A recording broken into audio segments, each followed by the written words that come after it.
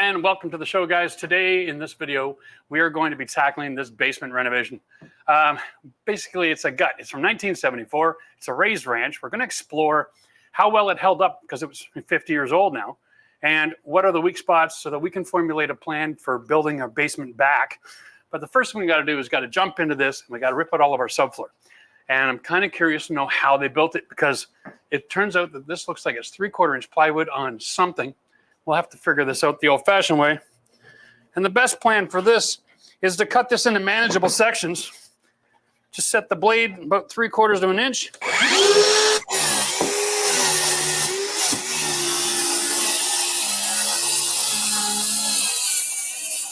There we go.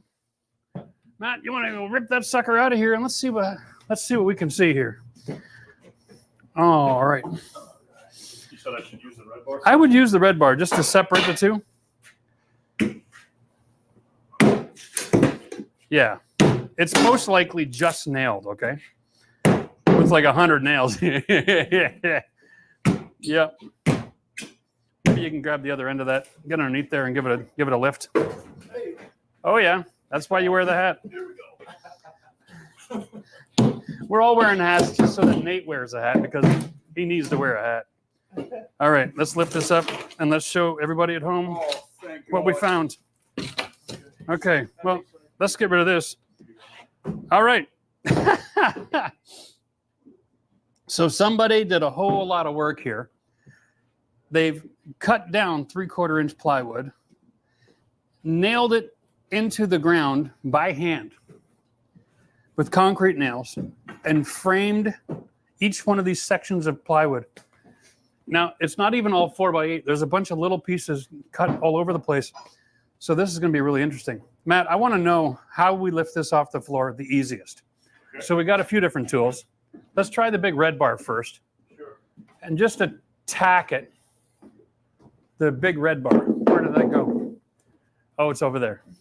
I want you to just try attacking straight on, sliding into that nail at the plywood. Not the middle, right at the nail. Yeah. Okay. And then hit the other one again. All right. So let's see. They're just using, they're using a 1.5 inch concrete nail. Okay. And so what happens is when you nail these in, it creates a real weak spot in the concrete. It should just pop right out. So that probably is the easiest thing to do, because it's weight. So if you can just hit all these straps, let's clean this up as we go. Nate, I guess we're going to use the garbage bin for all these things. Okay. Wow. And then you can use the yellow bar and keep lifting plywood as well. You guys can work in conjunction that way. All right. Yeah. And so they're just going 2 foot on center, eh? Yeah. Okay. Here we are. I think once we get it started, it'll just pop right off. Oh, yo. It's just a few nails. Make sure you go put your eyes on, okay? Thanks, bud. All right. Well, there we go, Matt. That's not too difficult, is it? No. This is going to give it... That's just going to be useless. You're going to want to hit everything with that red bar. Okay. That's going to be all day long. It's going to be a nice workout. Nice. All right. Well, listen. Let's just jump into the chat. Eric, I'm going to need you to make my chat live again. We always have this problem when we do this.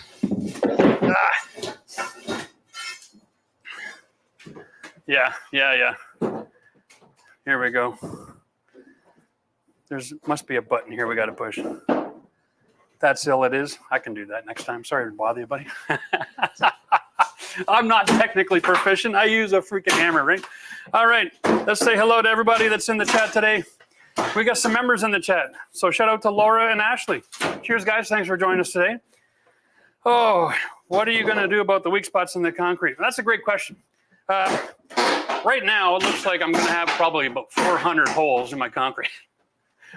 And they're all pretty tiny, so I'm not too concerned about it. Most likely, we're going to come back with some sort of a subfloor system. But again, we're going to wait until we get a little further in this and explore around the perimeter of the building. See what it looks like where the wall block meets the concrete floor. See if we have any weak spots.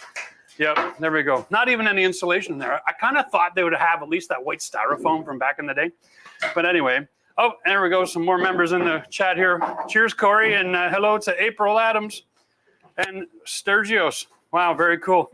All right, guys, I'm going to get back to work. We got a bunch of structural stuff we got to deal with again today as well. I'll just mention, actually, let's go for a little walk, Joe. We'll just talk about this. There we go. Let these boys work. But over this end of the building, there we go.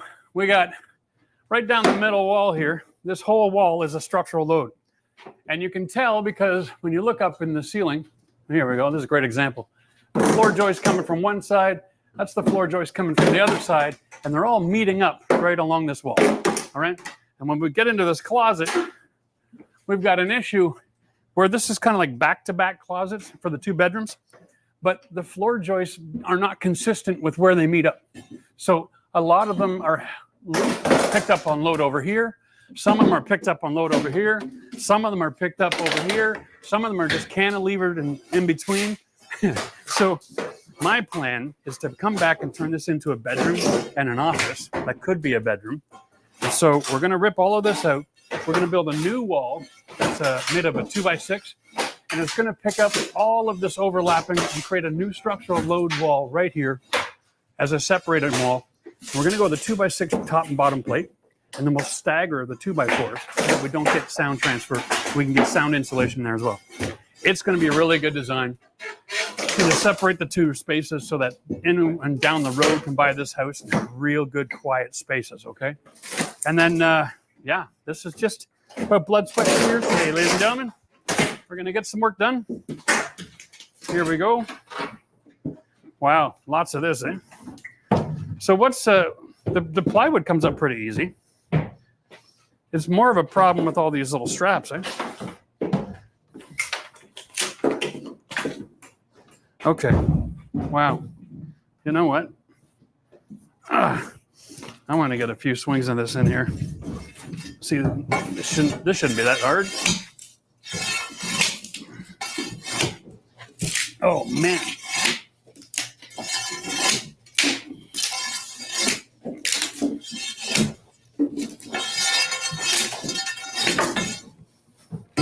And then, Nate, can I borrow you for a second?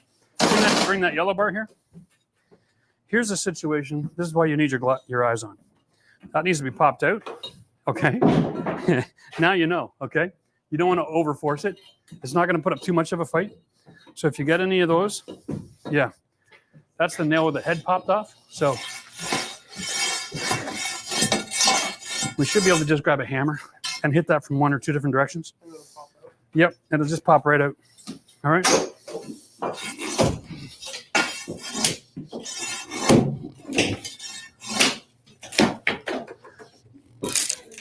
There we go. That'll be enough for today.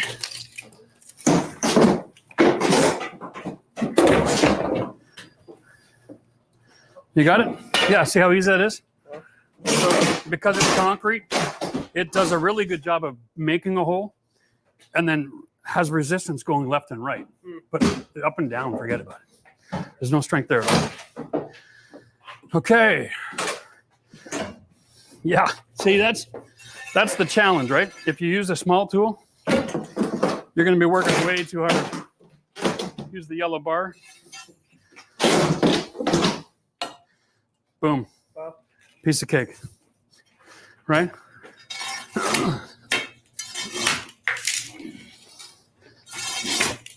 There we go. All right, gentlemen. Yeah.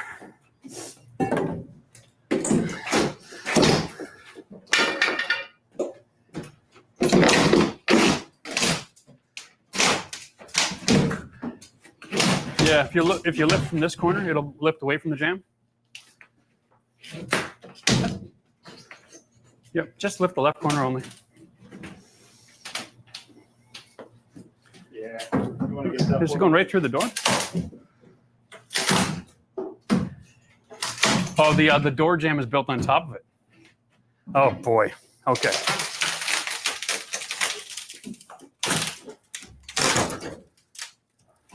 There you go. Yeah. still locked in over there.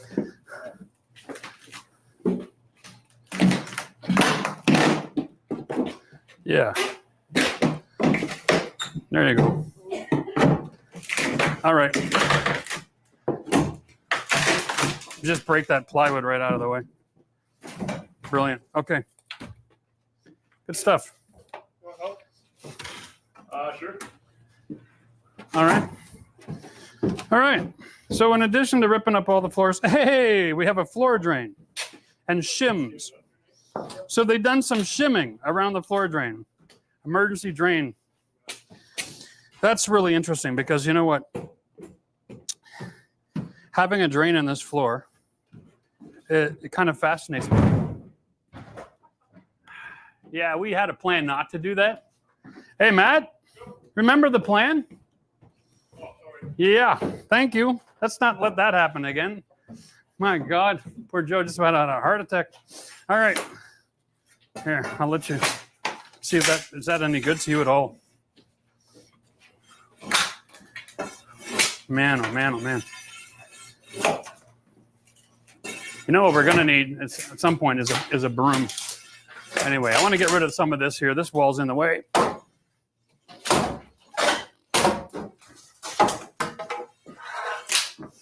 right.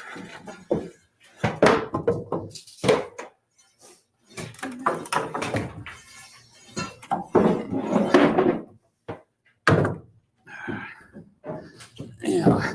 So the plan here is to actually open up the space.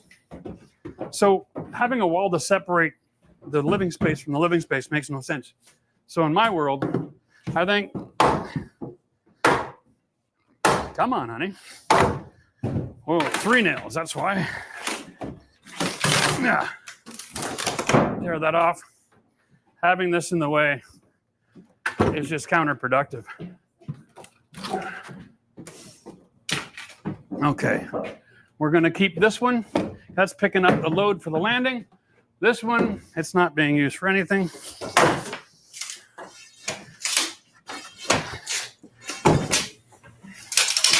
And a little love tap there.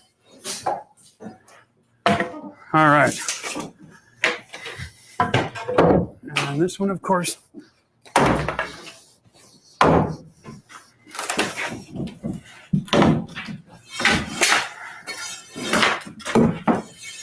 many nails have they got in the end here? There we go. Brilliant.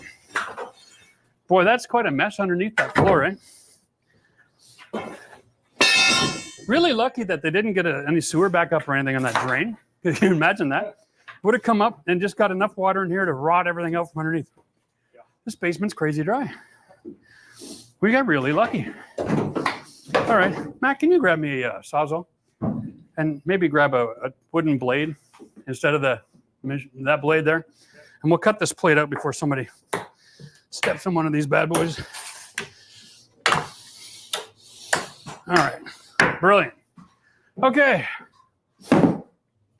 Well, this might be a good time to jump into the chat and see what everybody thinks. See what's going on. Oh, yeah, Joe has a helmet. I think everybody wants to see Joe with his helmet on. All right. Let's just jump in and get some questions. Oh, Existential Paint's in the house. Good to see you, Paint. Welcome back to the show, buddy. Oh, wow. It gets hot in here in a hurry, doesn't it? Is this one that you had your wooden blades from Sawzall? You don't have any in your... There's a little package underneath I bought some new ones this morning. All right. Oh, this gentleman's also working on a basement right now. He's about to remove the subfloor as well. Would you leave the subfloor that's going under existing walls? And if not, how would you approach removing it? That's a great question. So I've actually done a lot of flood removals in my day. And it was not uncommon back in the 60s and 70s for people to make the subfloor system out of plywood on sleepers and then build all their interior walls. All you got to do is take your skill saw like I did and run it up against all the wall perimeters and cut your subfloor 1.5 inches from the wall. Get rid of the bulk of the subfloor. That way, when you're tearing out your walls, it's not that much of a fight anymore. Anyway, or you can tear out all your interior walls that aren't load-bearing, and then you can have an easier time getting at the plywood. Oh. Yes, and you can spray foam directly on the foundation. I'm not a big fan of spray foam in the basement, however, because we do tend to get water coming into the house at some point in some direction for some reason. And if you ever get a crack in your foundation, you'll never find it. It'll just be wet for life. And so that forces you to have to excavate the outside of the house and put in waterproofing on the outside of the foundation. If you leave it where you have a batt wall or a rigid foam, then you find water. You can easily trace that back by removing materials and fix your crack from the inside. And it's a much cheaper way to solve a crack if you use a $600, maybe $1,000 nowadays. It's a crack foam expansion kind of a program they developed for the nuclear reactors, actually, for the concrete walls. And so whenever you get a crack in your foundation wall, you can fix from the inside. You don't have to go all the way outside and trench it all and do all the waterproofing. So if your house is like mine and it's relatively dry, because this is a raised ranch, so it's only 4 feet below grade, as long as you've got decent drainage around your property, the water runs away. It doesn't try to make it back in the house. So far, so good. I mean, even the sewer drain didn't back up, which is amazing. All right. Are you going to seal the drain? Yeah, Ray. What we got going on is actually Friday. We're going to go live again. And we're going to be busting out all the concrete because we've got to move our bathroom from its current location over about 6 feet, okay? And we're going to find out, A, is the plumbing even useful in its current location? B, what's going on? Is that drain tied into anything? Or is it just a drain in the floor that's not connected? We don't have any idea. But because they were on septic before, and that drain is in the floor, I have a hard time believing that it's connected at all. Like having a drain in the floor when you're on a septic in the country doesn't make a lot of sense because you don't really, I mean, what's it connected to? The weeping tile? I don't know. We'll find out all those questions when we open the concrete. All right. You're looking for a question? No worries. Yeah, well, there you go. Oh, how much would it cost to pay someone on average to remove a subfloor? Well, over the next few hours, you're going to see how much work we get done. We're basically a two-man team, and I'm playing foreman. And so you'll be able to answer that question for yourself. How much does a laborer cost nowadays? I think if you're hiring a company, they're probably going to charge you somewhere around $60 to $80 an hour for labor. But if you hire a couple laborers directly, then you can probably get a much better deal. Anyway. Oh, how hard would a transition from a tech job to a trades job be? You'd be surprised. There's a season in Ottawa. If anybody remembers Nortel, big shout out to the company that employed half the city and then they went under. We had, I remember in the trades at the time, we probably 1 out of 5 or 1 out of 6 people that we met on a job switched from that career, a tech job, back into the trades. Man, when was that? Back 2004, 2000? Anybody know? Let me know. But it was a while back. But yeah, it's an easy transition. I mean, if you have your mental faculties working at all, just switching to trades is easy, right? You just got to learn the processes and how to use the tools, and boom, you're in business. Not a big deal. I thought basements of this age weren't meant to be used as a living space because of moisture issues below the subfloor. Unless you're missing something. That's right, Nick. Basements of this age generally weren't, but this is before building code. So they had no rules. So what they did here, because we didn't get building code till 75. So what they did here is they made it into 2 bedrooms, and they would have been freezing cold, right, in the wintertime. You know it. Hey, Joe, let's go and take a look at this, actually, in the bedroom. What's going on?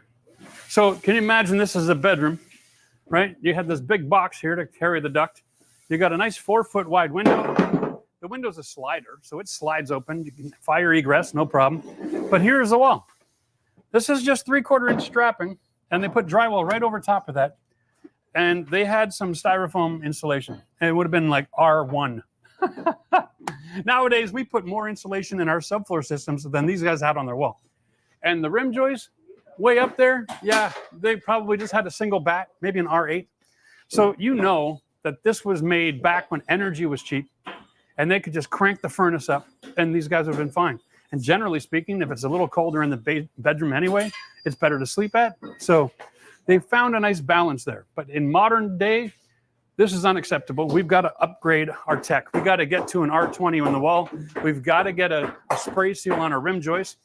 And we've got to be able to hold the heat in the room a lot more efficiently. So we're going to do a bunch of upgrades. And yeah, we'll turn this back into a bedroom again. All those videos are coming on the channel in the future. But for today, we're just going to try to get this clean and safe, and we'll go from there. All right, Matt, we got that saw ready to roll? Yeah. It's on the floor there for you. Perfect. Thank you. All right. I'm just going to cut this plate out of here. All right.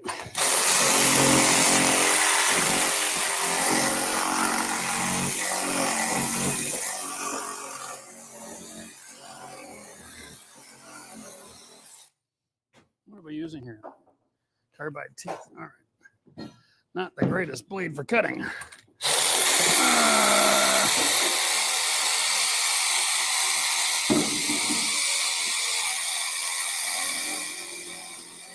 All right. Matt, Nate, actually, can you come over and throw that underneath this plate and get some upward lift on it?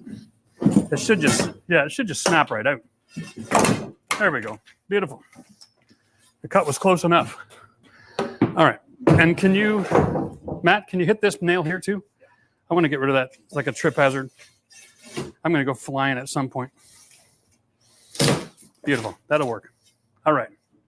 Thank you, gentlemen. If we start on the next room here. No, yeah, what I want to do now, guys, is let's take care of the closet issue. Okay. All right. So subfloor, and we'll take out a few of these sticks. We got to clean all this out so that we can, yeah. Let me just get, I'll get rid of the studs that I don't want. There you go, Nate. Just yank and twist. Lift it right off. There you go. Okay, beautiful. And I think I want to get that one.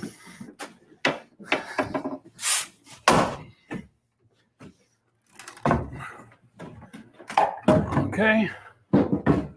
Wait. And we want to get this one. Okay.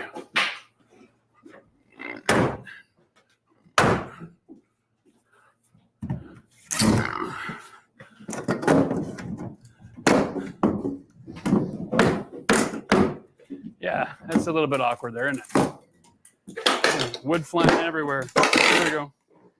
Yep, plate 2. You got it all. So we'll get 1, 2, 3 pieces of plywood out of here. And then that is going to be picking up load with that. Okay, and then that is nothing. Should I just job this thing? Sorry, what? Should I just job this thing and crack it and crank it? Or you can come at it from this side. Actually, maybe you can.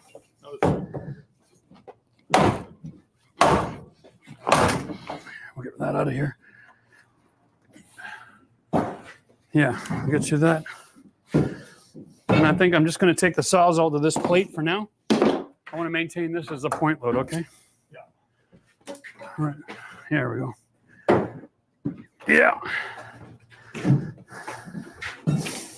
Okay.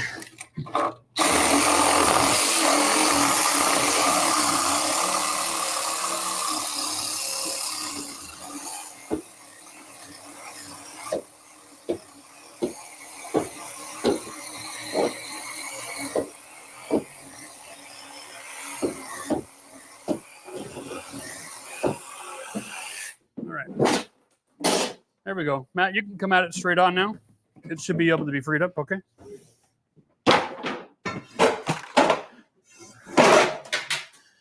Brilliant.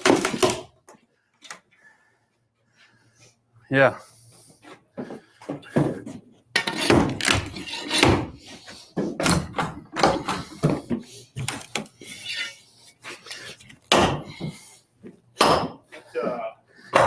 Those two studs are holding nothing, eh? What? This guy's just moving around. Well, yeah, they're ineffectively picking up that joist there that makes it to here. So that's why they're not really carrying anything. But one step at a time. We'll get the plywood, we'll get all these sleepers out of here, and then we'll build our wall. All right. And then we'll be ready to roll. All right. Here, thanks, Bob. Yeah. What am I going to do with the ducting? That's a really good question. You know, there's not a lot of complexity in this house. It's a straight run. It's a rectangle. We'll probably leave the main trunk line the way it is and just relocate a couple of cold air and heat runs to be more specific to the new layout. But I think about 90% of this is going to be rerun right to the way it is now. It shouldn't be any more complicated than that. The floor above your basement is sinking. How much would it cost to jack up the floor joist to level the floor? Is there a big risk of cracking the wall upstairs? Okay. You know, that's a really good question. Here, Joe, I'm going to pick up and answer this question. We're going to get some visual in here. We'll go into this area. There's some decent light up here. Okay, and you're safe there? Yeah. So you can see, actually you can't see. Let's turn you around. We'll look at this header up here. Okay, you can see where you've got two different joists. They're meeting up and they're being transferred in the load, okay? There's only two reasons why a floor joist is going to sag. One, it's like this one right here. Can you pick up that, Joe? This floor joist here is cantilevered, and they pass and they're just a few nails in it. And if they didn't have structural support underneath that, and all it was the nails, then those nails will end up bending over time, okay? And those two boards will actually bend apart under the weight. And so that's one reason you can have a problem, is a bad structure. So if everything is dry and it's bad structure, yes, it's easy to jack it up. You want to do is you put in your post, you do a little bit every week, okay? Every few days, you can go up another 1/4 inch or something, and you take it easy and slow so the rest of the house can adjust over time. If it sags because you've got moisture at the bottom of your wall, all right, and it started rotting out, then what happens is all of this starts to sag and sink as it rots out and goes to dirt. And if that's the case, then you've also got to deal with the fact you got bad building science. So you got to open up your wall, repair the wall, replace the wall, get something in between the wood and the concrete so that you're not wicking moisture. And then once you've got all that repaired, then you can slowly jack up the wall again. It takes time. Like I've jacked up walls before that took 3 months. And you know what? At the end of the day, if you get a crack in your drywall, who cares? It's just drywall, right? You don't want to break your structure, and you don't want to have a sag continue because it's going to pull apart members at the roof line, and that's going to open up water infiltration. So that was a lot of answer to a lot of questions. All right, Mike, you got a 1987 built townhome in the greater Toronto area. Wondering whether it's feasible to add more air returns. Office and primary bedroom are very warm in summer and cold in the winter. Forced air furnace. Okay. If you have a problem with your heat distribution, the simple answer to that, hey, Matt, can you just run upstairs and grab me one of those register vents? There's a white one I put in underneath the old kitchen window area, and bring it over for me. There's two parts to the HVAC system in everybody's house. And once you understand as a homeowner how you operate, then you have the ability to direct the air a lot more efficiently than you'd even think. One part is you have the main trunk line, and then you've got the pipes coming off, right? And so generally they're a 5-inch pipe, and that's for every 300 square feet. So most bedrooms have one. They usually bring it to where the window is.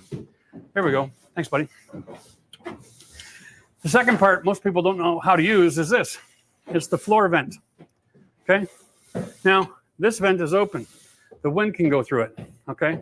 But if you want to redirect heat to another part of the house, then go to the areas where, let's say it's summertime and your room isn't very cool and other areas are really cold. Go to those areas and close the vent, all right? Now the air isn't forced through. It's a forced air furnace. You close the door on the vent and it forces the air somewhere else. So you can effectively close off all the vents that you don't want pushing that cold air through. And it's not completely closed. It operates about 10% efficiency, but you can force the air to go somewhere else. Now, forcing air to a room is like blowing air into a balloon, okay? You've got to have the ability for the air to leave the room as well. So you either have a cold air return in that room, or you cut your door to create a bigger gap underneath so that the air can be pushed out underneath the door. So you can't push air into a room that's fully pressurized, and that's the system. So you want to push it in, you want to be able to push it out at the same time, and you can close and open these grates to redirect the air to the space you like. And generally, most houses, that's enough to get the job done. All right, okay. I'm gonna grab a drink here real quick. What's my opinion on ceiling vents versus wall vents? Does it meaningfully change the efficiency of heating and cooling? Well, here's the thing. It's forced air. And so if you're forcing air to go travel down before it comes out, you're putting a lot of force on that. So you sometimes want to put an inline duct, an inline fan. But yeah, if you bring your heat to the floor in a basement, it's a lot better since we're talking basements. But generally, you want to have a vent near the window in the ceiling because that is pushing the dry air, right? It keeps the condensation from happening around the windows. So that's the benefit of that.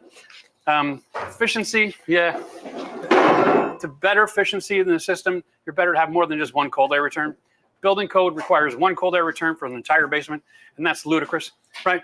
You want to have one in every bedroom so that you can close the door and have your privacy and have that exchange, okay? Here we go. We're getting nice and clean. Loving it. Who did the next room? You know, let's just jump in and build this wall real quick. If you can pop those nails and give it a quick sweep and pull that last strap out of the way, then we'll be ready to go. Yeah. Beautiful. We'll take a couple more questions here, guys, while they're getting their prepped. Okay. I got a Michigan rock wall basement. Nice. What can I do to help seal it and insulate it? Is it possible to turn the larger spaces into rooms? Have 3 by 10, 3 by 10. Okay. Yeah. Wow. Rock wall in your basement. So here's the problem. Your house is old enough that you have a building technology that is very susceptible to damage over time, right? So if you want to, generally there's 2 types of rock wall. There's a single rock wall and there's a double rock wall. And a double wall, the exterior rock wall holds up the facade of the house and the roof, and the interior wall carries all of the joists, all the floor package and the interior wall. If you have a double wall, what you can do is you can open up the facade from the outside, okay? And you can actually pour a mortar mix in between the 2 rock walls, and then you can create a poured concrete wall and use those existing walls like your plywood for a poured wall. And once you've done that, you are golden. Now, you don't want to overload the system right off the bat. Throw in a couple of feet, right? Let it harden up, and then throw in a couple more feet and let it harden up, okay? Because you could literally just blow your walls apart with all the weight of that concrete. So it's a slow process, but it can be done. Once you've got a poured foundation wall, I have no problem with sealing up the inside. Get walls and insulation, and you can make the living space. But if it's just the rock wall, you really don't want to cover that up. You need to have access to do maintenance over time. Bulging in the foundation. All right. Oh, Sandy's in the house. Cheers, Sandy. The floor above my basement is sinking. How much ballpark would it cost to jack up the floor joists to level the floor? Okay, we never talked about cost. As a DIYer, it's going to cost you a few $100.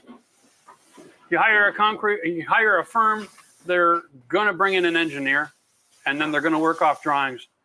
To bring in an engineer, generally for an engineer to come and look at the property and then create a drawings and a schematic for it, you're probably in between $1,500 and $3,000.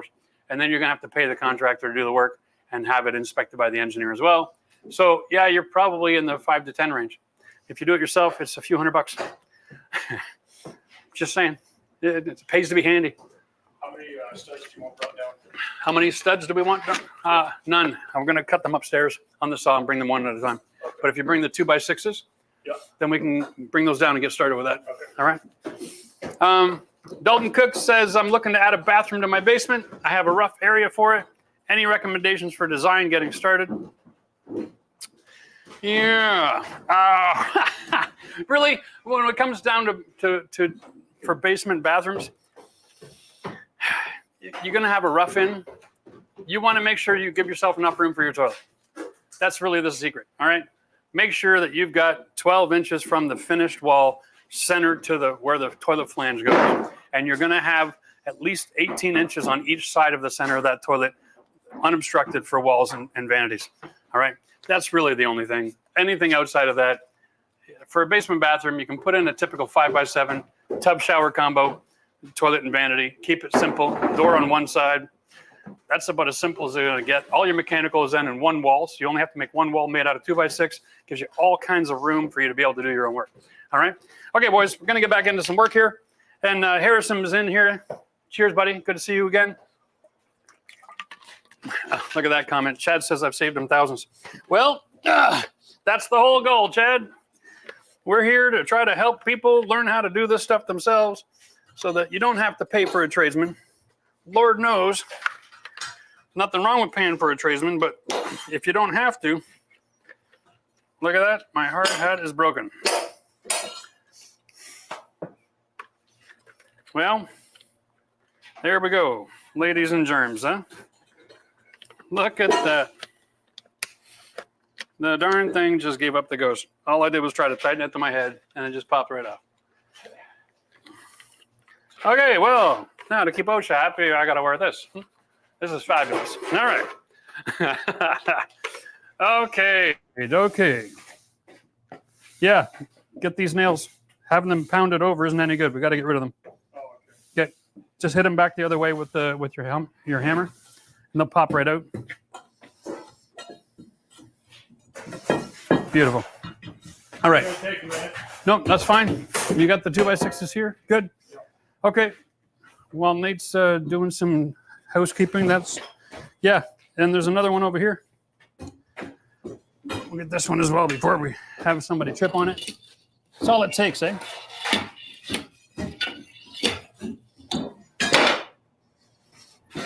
Oh, it's fighting me. You want to kick that, Nate? Get that for me, Nate? All right. So, oh, man. Yeah, there's a bunch of them. All right. No worries. I'm just going to come in here.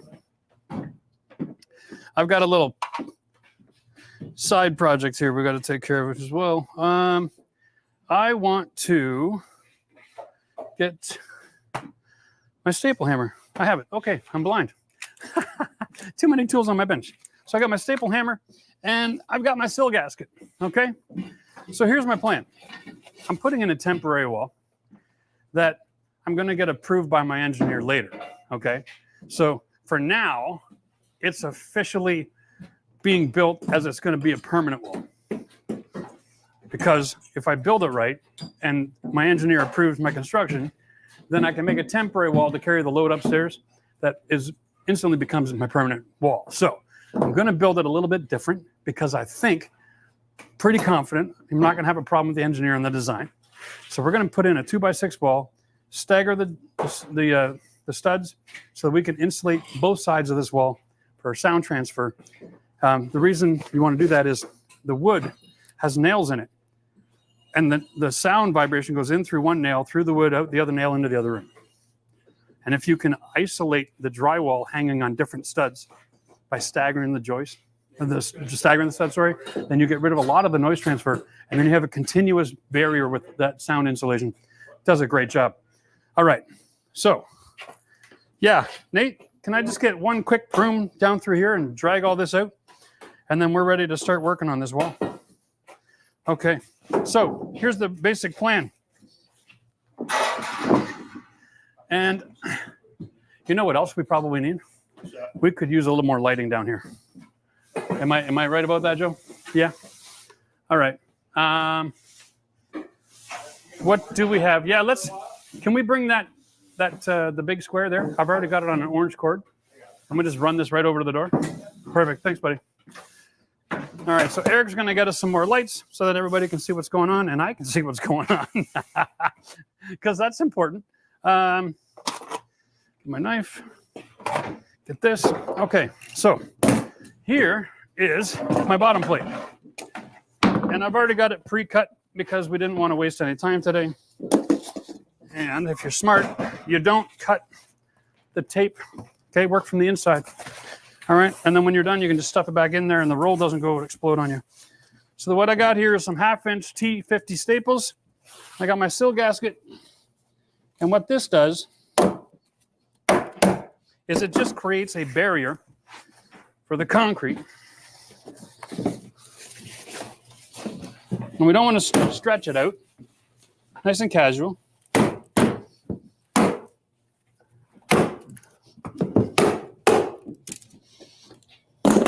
Okay.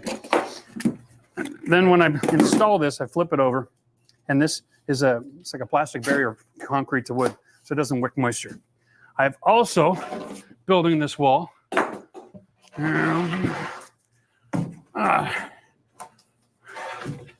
with 2x6 pressure treated lumber. Now the reason for that is because it's a structural wall, I have to build it before my subfloor system. Okay, I can't carry point load from upstairs, which is the plan because we're going to vault that ceiling. I can't carry that downstairs or carry any floor joist package on a subfloor package because we have to get that weight right to the concrete. So this is what we're going to do. What did we cut this at? 117.5. 117.5, correct. And we want to get that to that point here. Now, I set this up on purpose so that I can, oh, I don't have my tape measure on me. Brrr, here it is. Back here, guys, this wall, I'm going to be putting rigid foam on. Okay, so it's a 1 inch thick. It's an R10 board. And then I'm going to put a 3.5-inch 2x4. Okay, so that takes me to 4.5 inches. And I want to leave an airspace. So that takes me to 5 inches. So I'm going to set this 5 inches from my wall. Okay, bam. And notice this first joist that I got to pick up is at 5 inches. And so I'm going to pick up the whole 1.5 inches of that lumber. Okay, and that's going to be my system. Now, we're going to want to set up a laser level. And I want to pick up the sides of all of these. Okay, and then that'll determine exactly where this bottom plate lines. Because I want to have my top plate pick up both of these. So we're going to start it off of here because I've got 3, 4, 5 of them in a row. Yeah, 1, 2, 3, 4. So this one and then this one. Right off the edge, or I'm going to go with go to 4 inches from the wall. So if you put the laser level over here and get my line 4 inches. Okay.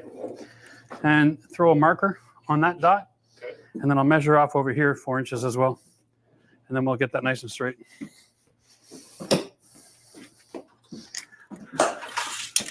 All right. Wow, that is so close, it's not even funny. Yeah, right up at the doorway.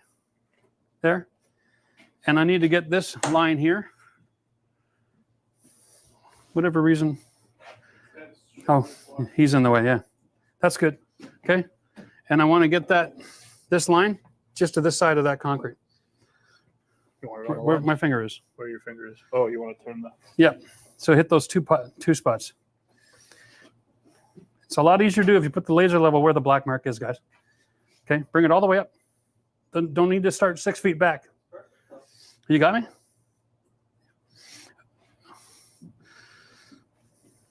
Okay. There we go. That should be 4 inches. Yep, don't touch. All right. Can I get you to just get a black mark front and back on the top now? There we go. We're going to get these marks in before anybody touches that laser line. And this is how we're going to just lay this out first. So one line there, one at the other end here, Matt. On the stone? On the ceiling right here. Just trace that line. Okay, and then one on the floor as well. Like where the wall is fine. There we go. Okay, beautiful. All right, now, if you can get your end of your plate, we're gonna put this into position. You want some baby on it still? No, you can turn it off now so we don't go blind. Thanks, buddy. Okay. That's about my spot there. You're good? Yeah. Okay, hands off. All right, now we're going to want to get some hearing protection. Can I get a couple of buds for everybody's ears? Yeah. We're going to use the explosive gun now. Down here, or is that upstairs? Do I get what? The jar of your protection. The jar of ear protection. Yeah, we got a little bucket of ear protection. So here's our system. Simple. Okay, it's a ram set. Uses a 22 caliber bullet. The shot goes in here, and then we're using concrete nails. These are actually rated for. Check this out, ram set. They made a new product here. It's rated for ACQ, which means pressure treated lumber. All right. A lot of people, your building code means you can put pressure treated lumber right into your concrete, and you can build your walls right on concrete. No plastic necessary. I'm going overboard because we're going to go back with the subfloor system. If I get moisture underneath of it, it's going to make contact with my bottom plate on my structural wall.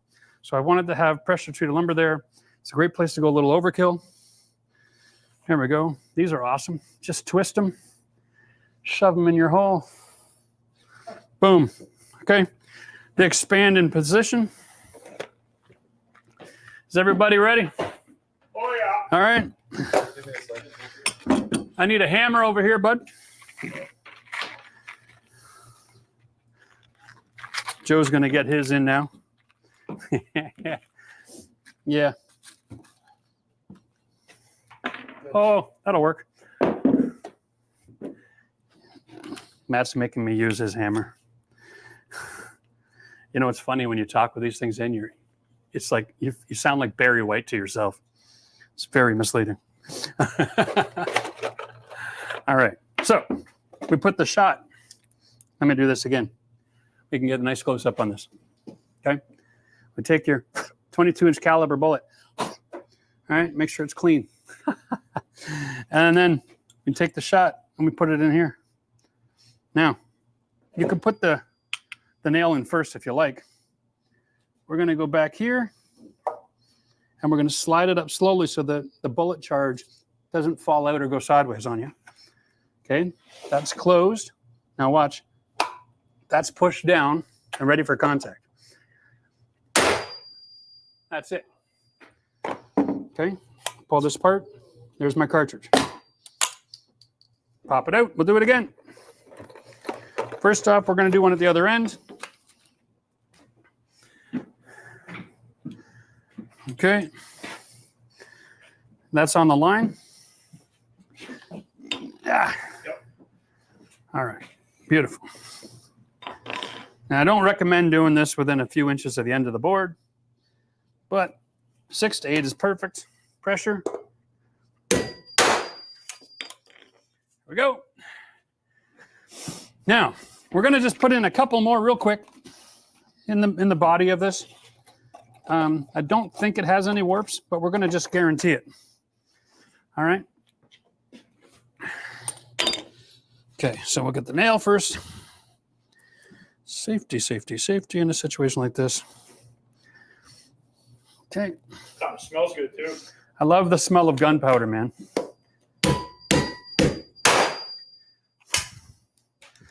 Boy, am I ever lousy with a hammer.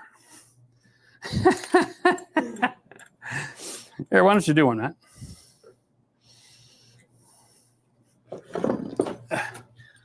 And Nate, I'm going to get you to do one too. You guys should all have this experience.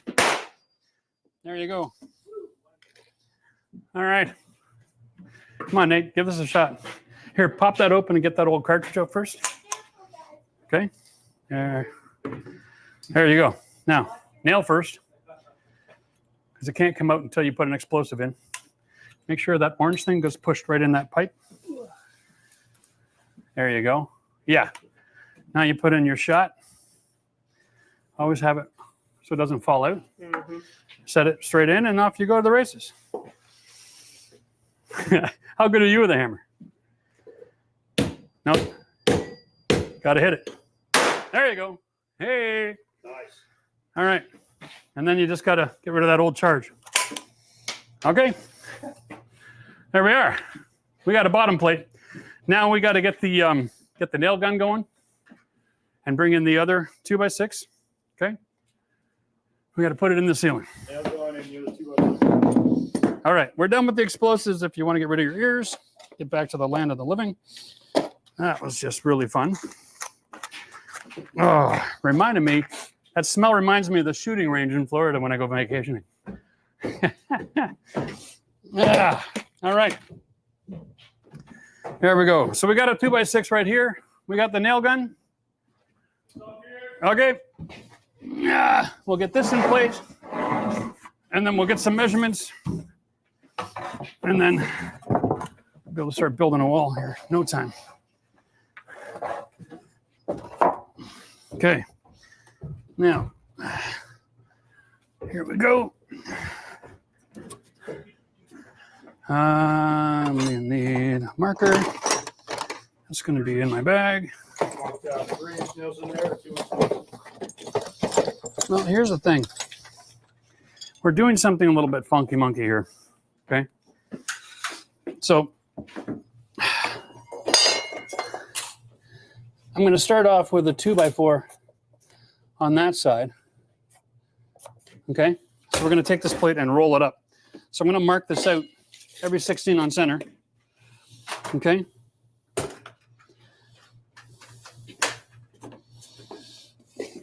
Like this. Okay. Basically, this is all I'm doing.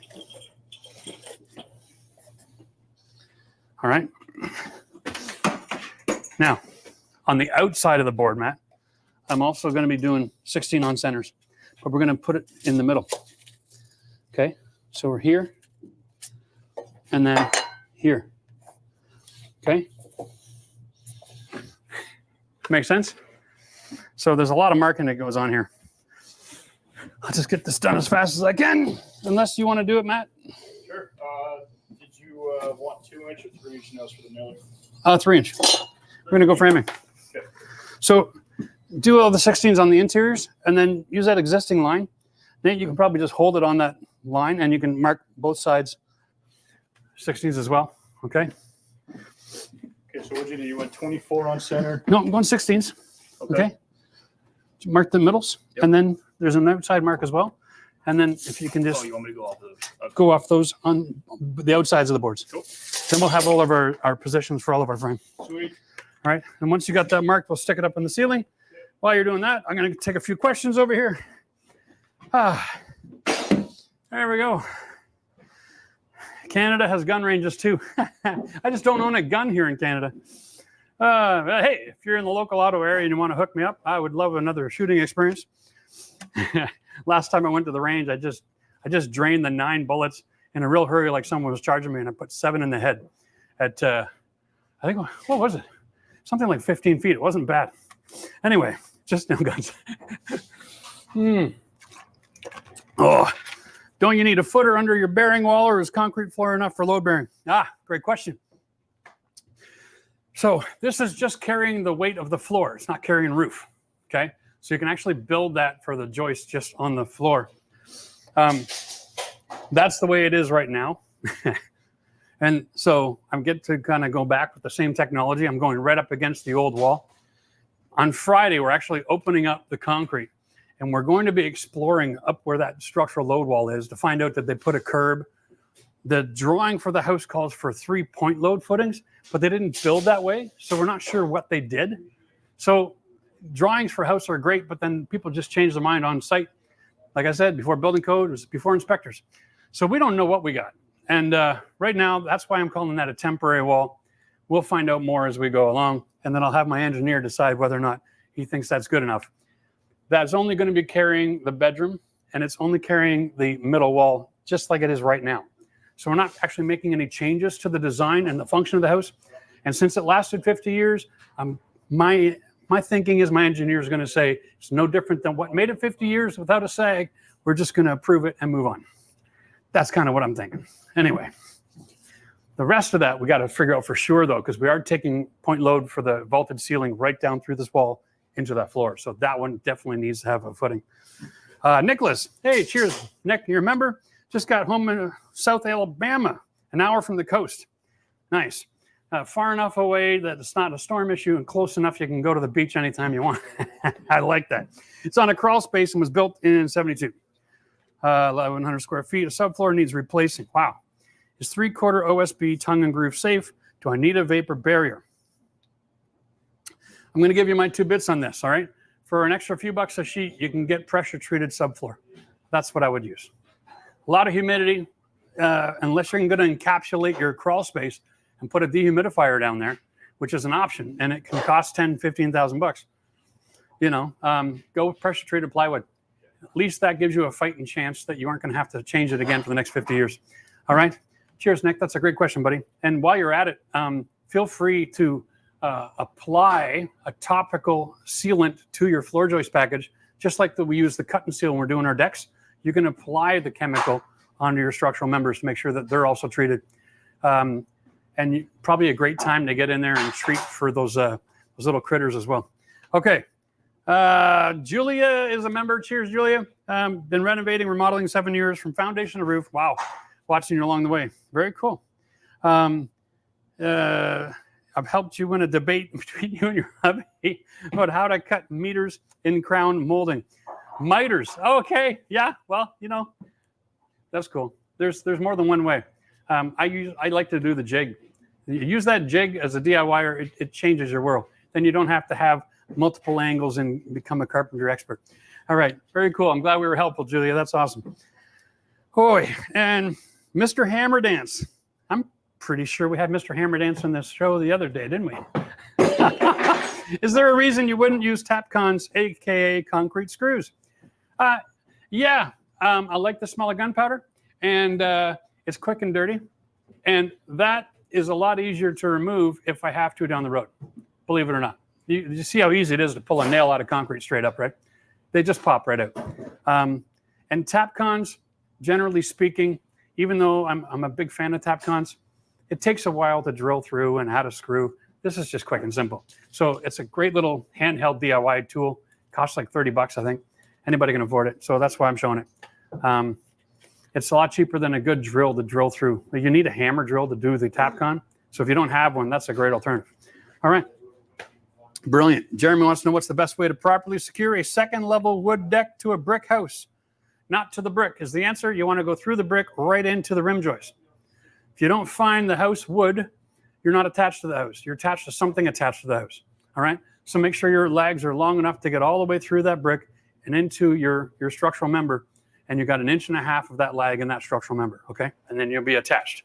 Very, very cool. And you know what? It doesn't hurt to make sure that around the brick, your mortar is it creates gaps for water to run behind the deck. All right? You don't want to be holding water on that rim joist. So make sure that there's room for the water to escape. And if it isn't there, scratch out a couple of brick lines of the mortar and give it easy access for it. Okay? Cheers. Oh, and we have a super chat here. I guess we have to take a look at this. Oh, you've been a mailman for 12 years, but I want your job. Where should I start to eventually be able to quit my job? Well, I don't know where you're a mailman, but I was a mailman once, well, way, way back. And what I did is I actually started painting for guys in the afternoon after I finished my roof. And so I just applied for a part-time paint gig. And that's how I got started. It's a great way. If you want to start working in this kind of environment, start working on Saturdays, right? Find a guy who's in the trade, who's looking for an extra pair of hands on Saturdays. And just join as a laborer and start learning the old-fashioned way. A lot of guys don't want to work on Saturdays. But if you're willing to put in the energy, you can get trained on Saturdays. And then it'll be no time at all. You'll be able to be in that position where they're making you an offer you can't refuse. Huh? You know. All right. Let's do this. Okay. We're back to this wood now. All right. So this is really simple. Nate, I'm going to get you to pick this up and hold it there. Okay. So we got our marks. They look great. Thank you, gentlemen. Pick that up. Stand right in the middle so that you can hold it up. Okay. Watch this. Stand right in the middle.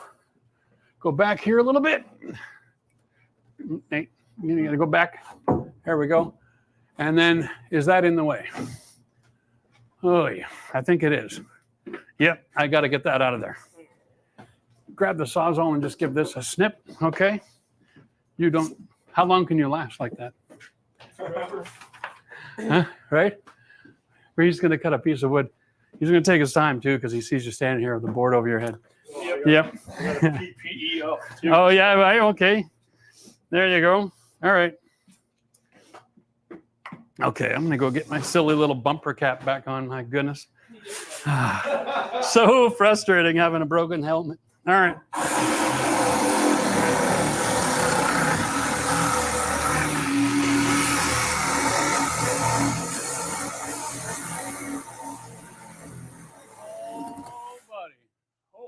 Oh, yeah. The blade came Problem solved. All right. Okay, let's do this. Give me that framing nailer business here. We got it turned on? Yep. Okay. All right. Do we have a better battery option under the table over there? Okay, Nate, so here's the deal. I need you to kind of actually see what you're doing. Do you see that black line on the ceiling down there? No. Okay, I'm going to show you. Oh, yeah. It's right here. That's where the edge of your board goes. And there's another black line over here, right here. Okay, so what I'm going to do is I'm going to set this with my laser because they're both cut the same length. Right here. Okay, so we got two lines to look at. You keep it on the black lines, and I'm going to slide it until my red line is perfect. Okay. Okay, are we in where we want to be? Mm-hmm. Everybody's happy? Mm-hmm. All right. Oh, for peace sake. What's a great time to not have any nails in the gun, man? Oh. Don't move. It's perfect. They're hurting, man. That's awesome. I feel bad for you, buddy, to be honest. You gonna make it? Yeah. All right. This is really old school. You know, we probably could have just grabbed a drill and a screw or something. You're doing great, Nate. Here, watch out for that. Can you get that out of there now? Yeah, I don't want anybody accidentally stepping on that. All right, here we go. We got some nails now. Lock it. Let's go, boys. Nate's quietly in pain. Yeah. Okay, we good? Yep. Okay, and we still good? Still good? Yep.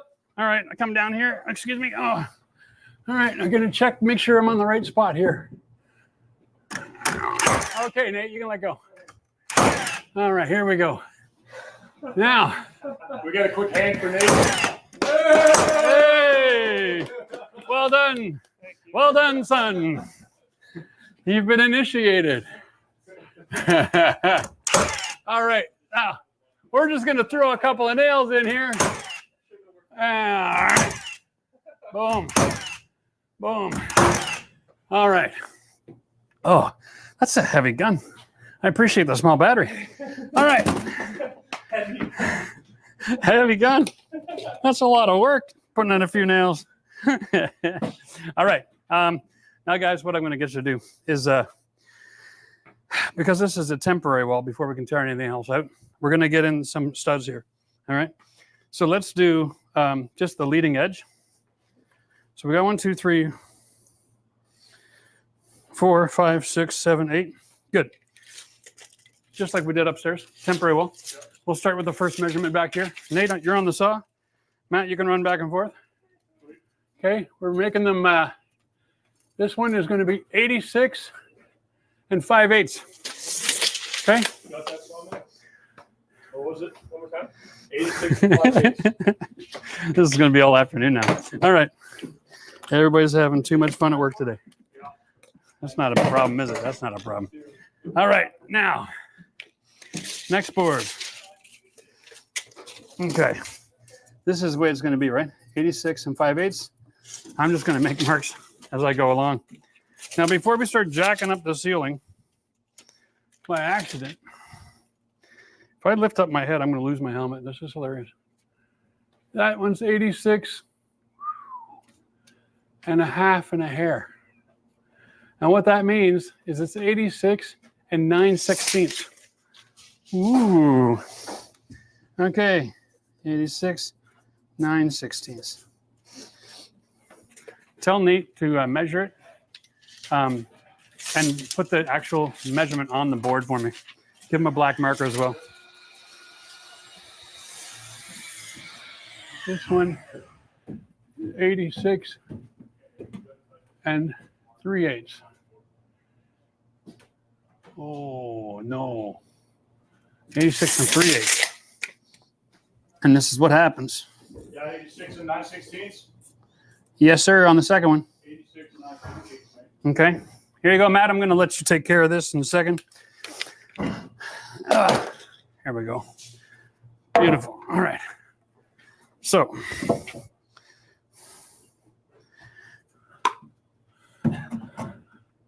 good. Should need to be hit, tapped in. If it's not snug, it's not good. So what we have here now is space. So now when all the rest of this is ripped out, I can get my rigid foam in, adhere it to the wall, and then I can build my interior walls even up to this spot, right? And then throw a cross member from like, you know, a few inches from each side. One horizontal here, one at the top, one at the bottom. I can tie all this together the old-fashioned way, so I can build it out of order. This is going to work perfect. All right. Now, because we're going to assume that this is permanent,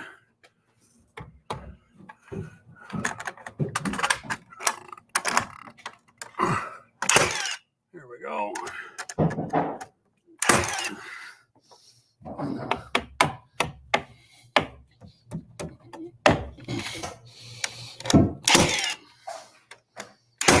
Beautiful. Step 1. Step 2. And then 6 3/4. 3/8. 3/8. Yeah. And the reason there's so much variance, partially, is because they built this house using hammer and nails. Partially, because the concrete floor is never going to be perfectly flat.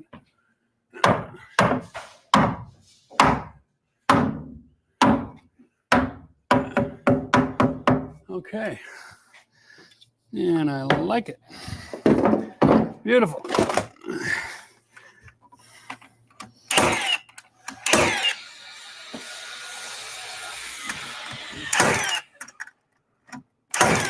Okay. There we go. Matt, I'm going to let you take over this, okay? You can get the rest of the measurements, throw in the rest of those boards.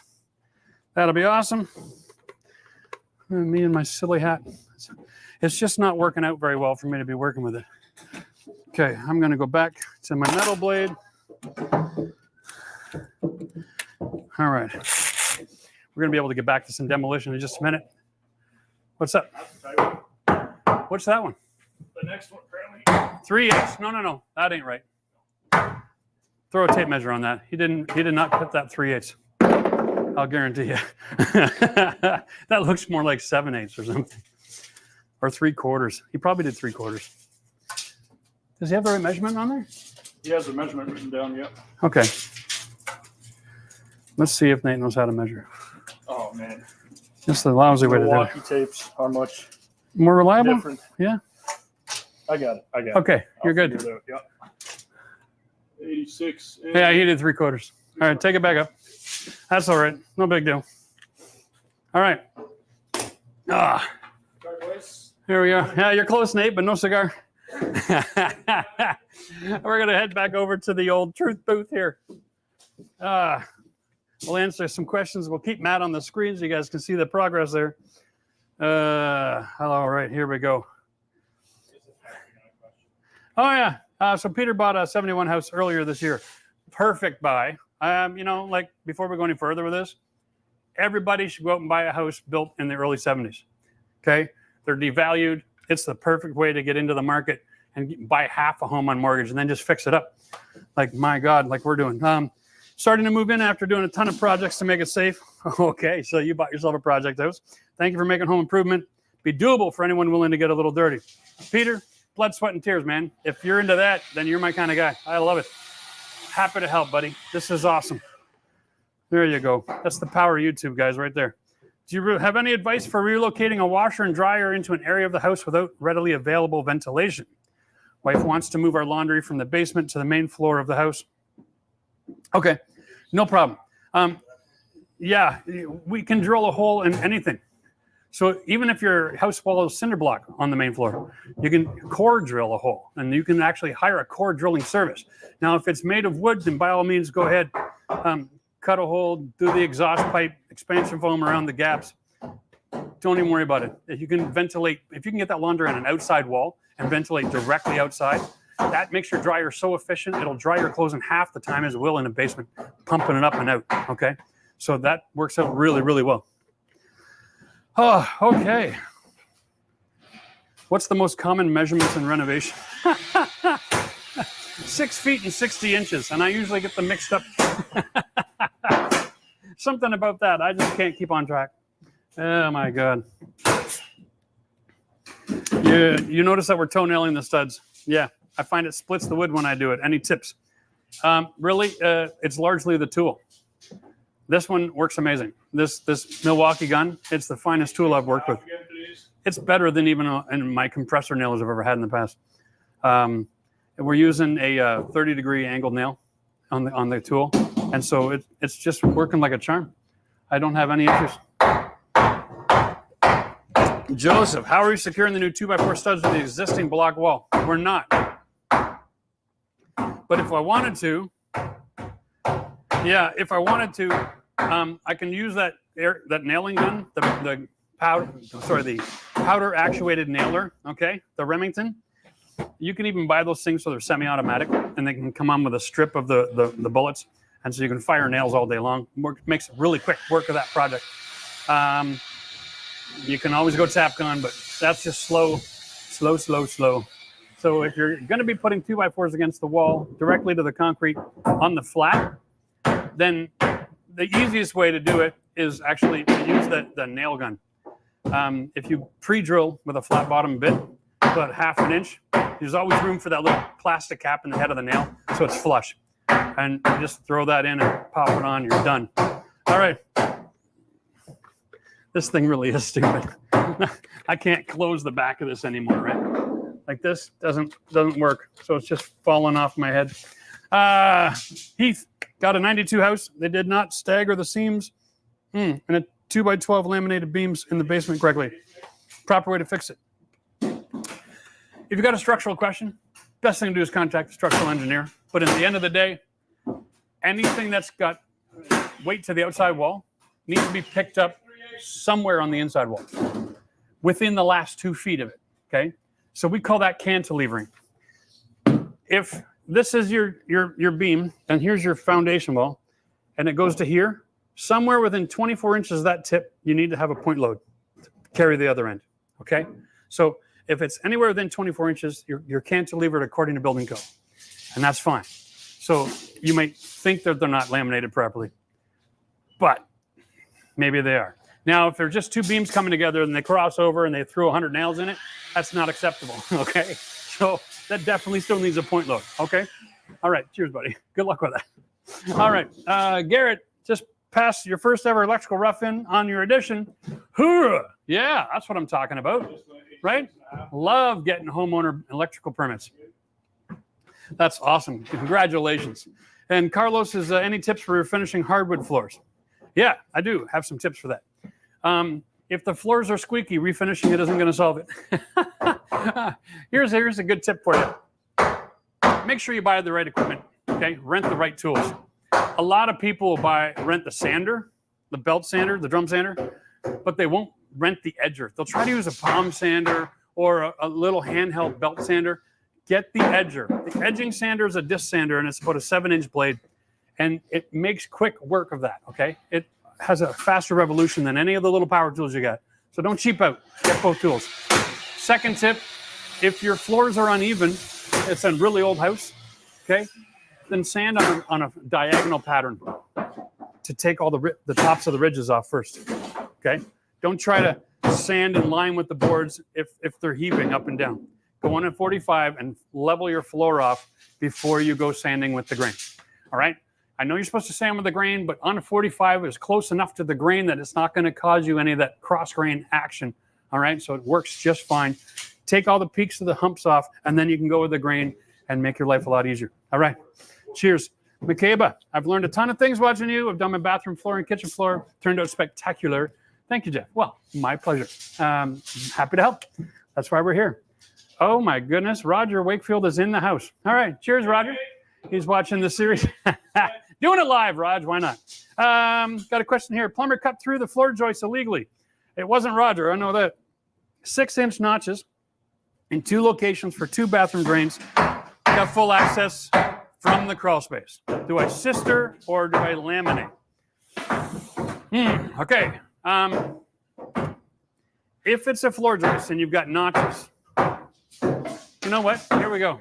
I'm going to actually walk over. I'm going to have Joe join me right over here, and we'll be able to tackle this question together. Here we go, Joe. 1 second, buddy. I'm going to pull this light over towards you.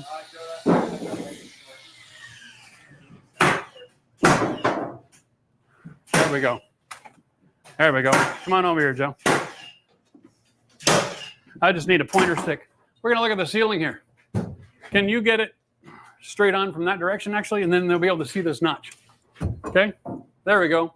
Here's a notch beam. Not as dramatic as the one you're talking about, but this is a double because this is carrying the load of all these floor joists from that header all the way over here, and it carries it left and right, and this is not supposed to be notched. Now, in today's building code, on this side over here, we would actually put a steel joist hanger, okay, to carry that, and the same on the other side. But the way that you fix this is actually going to be from the back side. So I'm going to have you come in underneath the stairs here. All right, here we go. Now, the way that you can fix this is you can get rid of this extra wood, and you can take another one of these 2x10s, okay, the full length, go all the way from over here, all the way to the other side, okay? And then you can buy a triple joist hanger, or if you're cutting, or if you're fixing up a single and you're making a double, buy a double joist hanger bracket, and then you can install it that way, okay? If you're just trying to fix the notch and it's a long run, then you want to add a piece of plywood, 3/4 inch, the same dimension as this, put the center of that 8-foot piece of plywood where the gap is, and then run it 4 feet on each side. And you're going to put 1, 2, 3, 4, 5 nails if it's a 2x10, 4 if it's a 2x8, every 16 inches. And you're going to want to put some PL Premium. 1 second, let me show you this. This is construction adhesive, PL Premium, okay? And this is what we want to do. And so you want to do a little snaky bead, and then put it up, and then use your fasteners. You glue it and screw it, and that'll make any other piece of wood stronger than it ever was before. Remember, we make joists out of OSB with a piece of 2x3 top and bottom. It's called engineered floor joist. And so when you go to 3/4 plywood to repair it over 8 feet, you're making it stronger than our modern day engineered floor joists are. And there's never going to be a failure. And you can even drill holes in that to run your plumbing next time. Cheers. All right, back to the questions. Okay. There we go. Looks like those boys are almost done back there. That's good.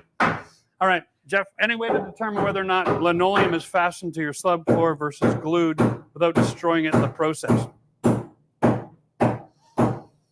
You know what? Yeah, you can get a suction cup, all right, and just put it on your floor, do a suction, and do a lift test.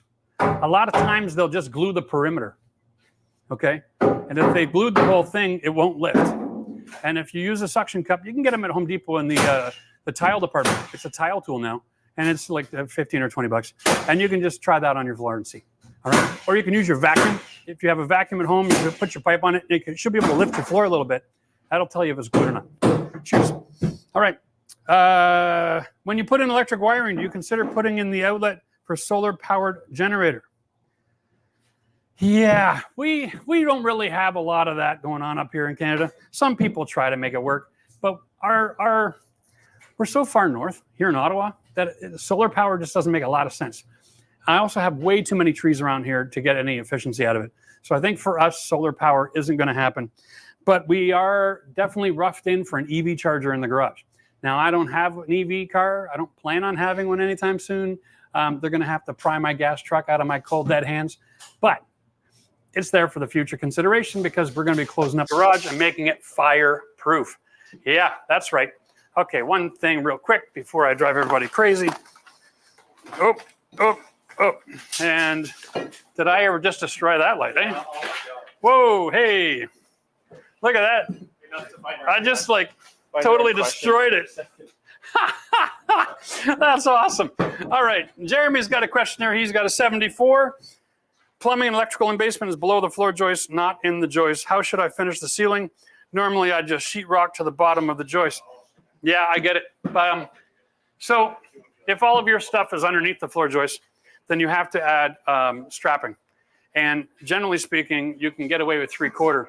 But if you have anything, like even your 1/2-inch water line that has a joint, or you have the stove wire is going to be too thick for that, you're probably going to have to upgrade and do something like either 2 straps or use like 2x3s as your strapping and drop it 1.5 inches. I know, maddening, but what else do you got? All right, here we go.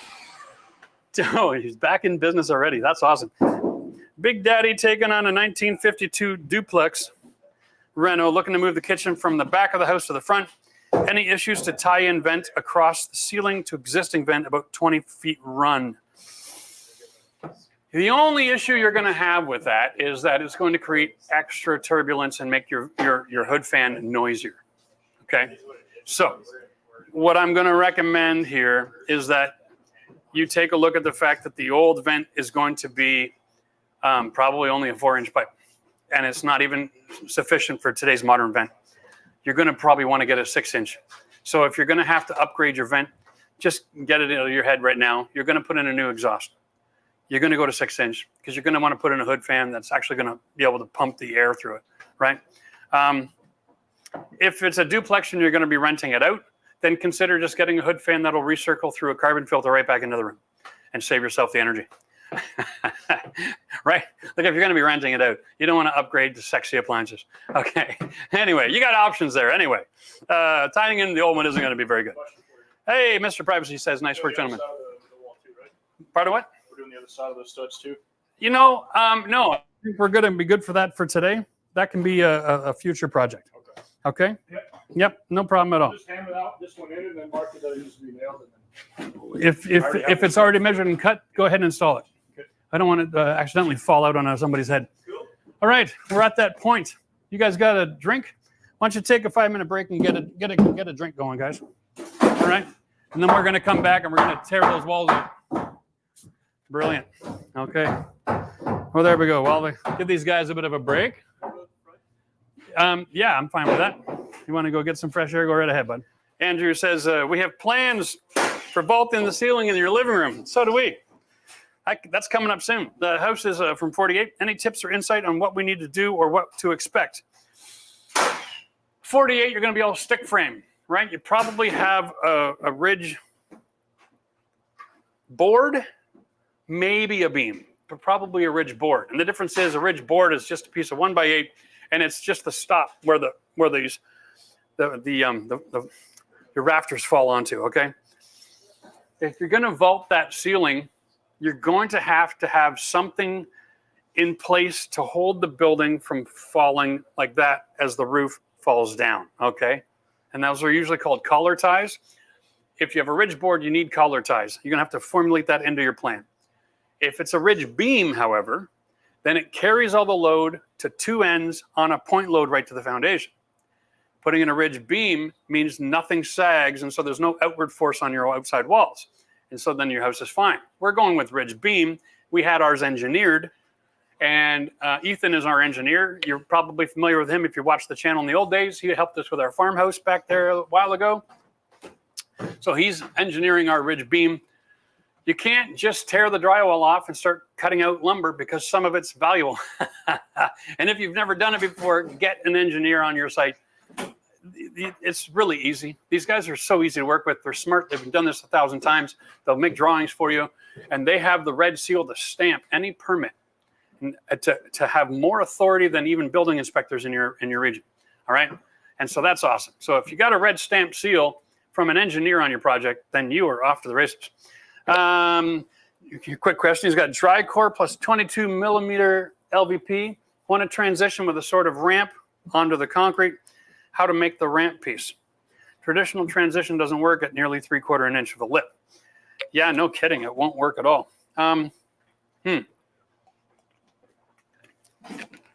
Wow, that's quite a ramp. I guess you're going right into a mechanical room and you're just not going to finish the rest of the flooring. If you wanted to do something pretty, wow. Okay, the only thing I can think of is you buy a sill, you buy an actual stone sill, like a piece of quartz or a piece of marble or a piece of porcelain, and then you just install that as a ramp into thin set. And then you can finish it that way, and then use a silicone bead from your flooring to your piece of stone. That'll at least work. There's not a lot of other options out there, really.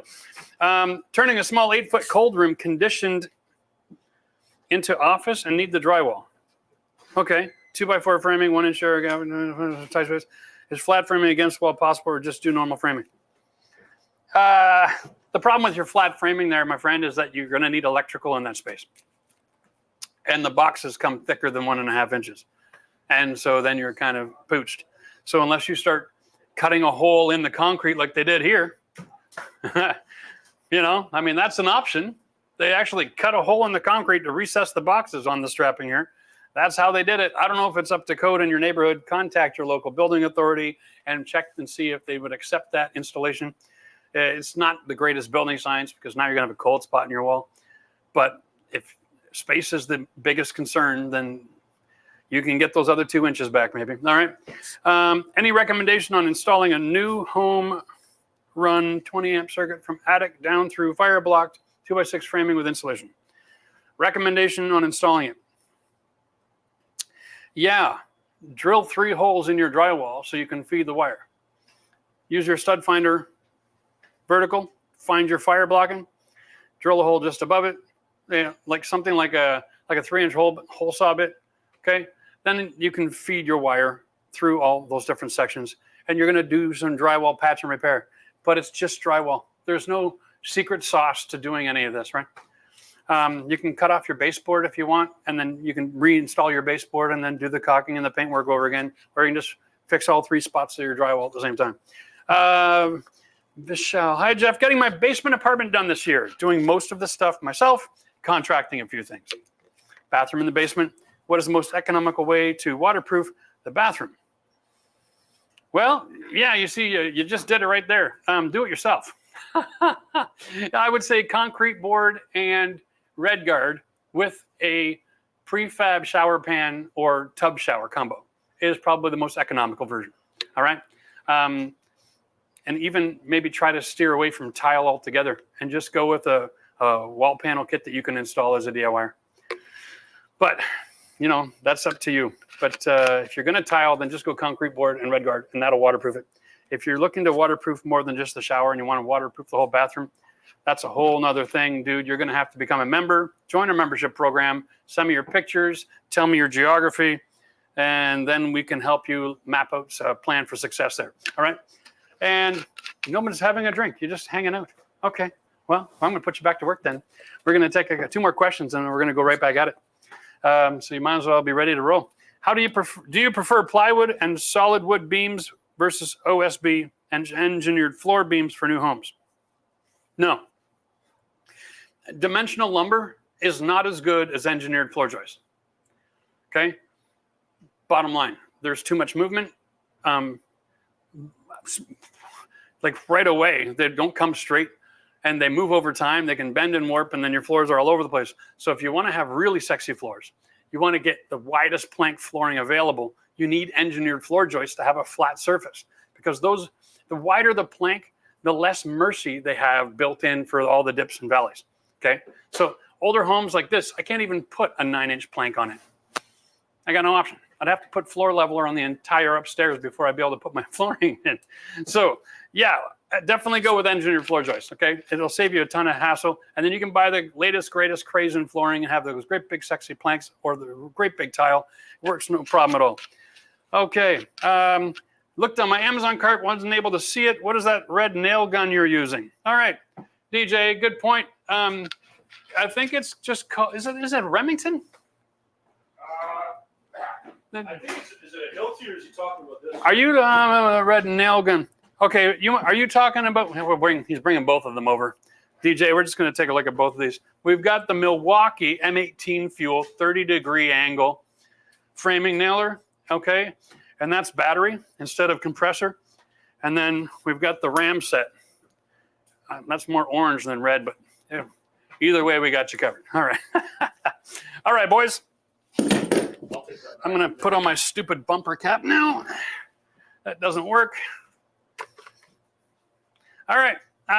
Bernard says, I just wanted to join so I could say thank you. I've been watching your videos for years. Really appreciate your channel. Well, cheers, buddy. Thanks for jumping in. And all of these live shows are going to be available on rebroadcast, so you guys can always check them out.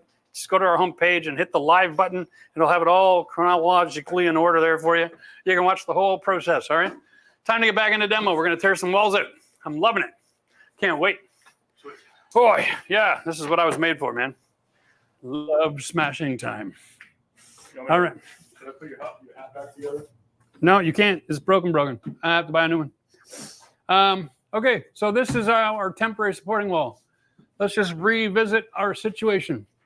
That's carried, that's carried, that's carried, that's carried, that's carried, that's carried. They're all carried. The only thing here that's not carried now, Matt, is this one. Okay? So for today, we're going to leave this door intact. Okay? And tear this door out. This one has no more value to us. All right? But everything with a red dot on this wall, we're going to leave alone. Okay? That means structural. And so this is what we did. I walked around earlier and I just put red paint on everything. I didn't want them to accidentally rip out because, you know, you get going on a job, you just start swinging. So I also marked out of the base plate. Okay? This is a way for me to communicate with the team.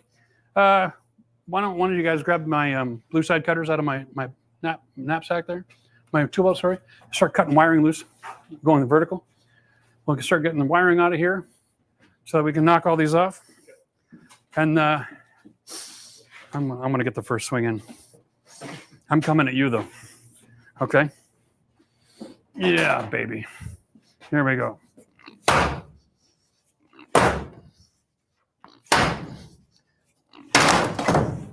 Woo-wee. There we go. And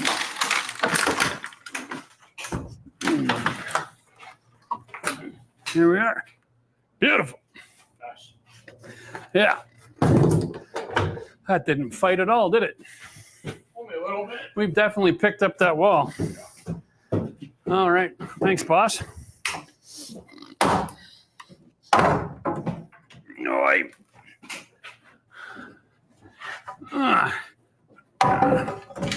There we go. All right, Nate. Just out of curiosity. Yeah. Are you tall enough that you could accidentally put your head into that nail? No. So no jumping, okay? We're fine. All right.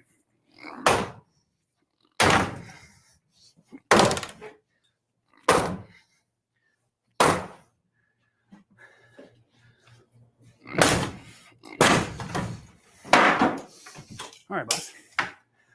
This is therapeutic, eh? Oh, if anybody has never had an opportunity to go rip a wall apart before, I'm telling you right now, it should be on everybody's bucket list in their life. There's something oddly satisfying about tearing apart a wall. All right. There we go. That's just it, right? Tear all the studs out.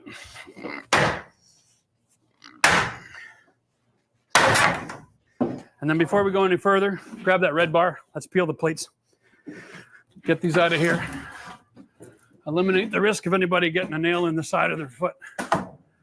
Because the steel toes and the steel plates are great, but there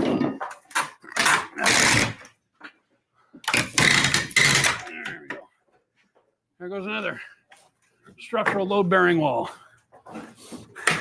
How many have we ripped out of this actually? How many load-bearing walls have we ripped out now? 1, 2, 3, 4, 5. Wow. They didn't laminate that together. They just hung it there. Isn't that crazy?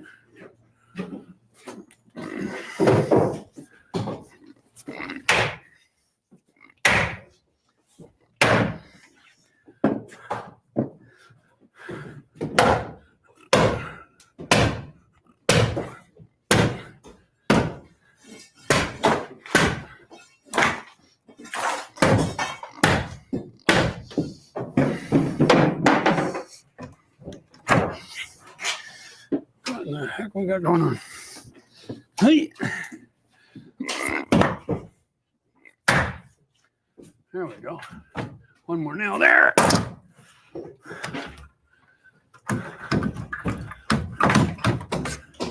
Okay.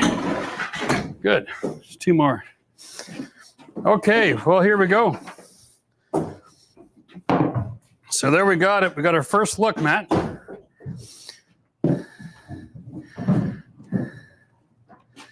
Isn't that something? Hey, Joe, let's take a look at this. So they definitely did something intentional underneath this concrete pour. This is a footing. Interesting. Huh. I can't wait to get our engineer in here and have a look at this. So they've got a poured footing, maybe like a whole curb program, but it's not a solid piece. There's like sections. Very interesting. Well, that's good to know. Does that have anything to do with the structure? Yeah. So what this is, whenever you're working like this, like right now this wall is just on the concrete. Okay. And I don't know how big that footing is. Usually they're 24 by 24. That's a start for a point load. And that was in the original drawings. But they've got, it feels like steel here. So they have some kind of a box built, made concrete in it, probably has rebar in it as well. Built another one here. Looks like another one there. They might have just put blocks all the way along. We'll know more about this process once we open up that thing on Friday. Make sure you join us Friday for that, because that'll be fascinating. We're going to be able to dig from the side and see exactly how they made this structural foundation. But for now, this is just carrying the floor joist package, and it's only a sheet of plywood. So we're not going to be doing anything above this until we get approval from the engineer. And this might be permanent wall. It might be temporary. That's why I'm saying we'll just do the one side for now. And if it's temporary, fine. And if it's permanent, fine. But it's the only way for me to get one wall in here to carry all these floor joists, because they come at different spots. Okay. So who knows? Maybe the engineer will tell us to put a temporary wall on each side, take this out, cut open the floor, pour a new footing. There might be a whole process. We'll wait and find out. But in the meantime, no reason to be worried about it. We don't have any issues here at all. All right.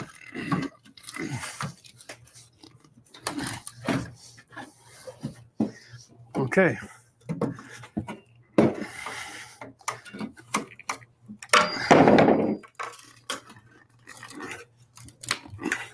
Come on, honey. Give up the ghost already.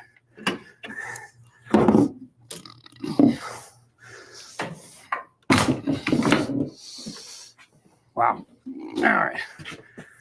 Yeah, it's enough that I was going to just go at it there.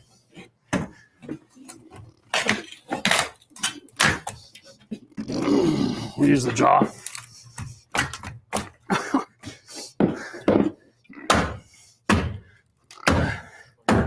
That's what it is. It's just a big bloody nail. All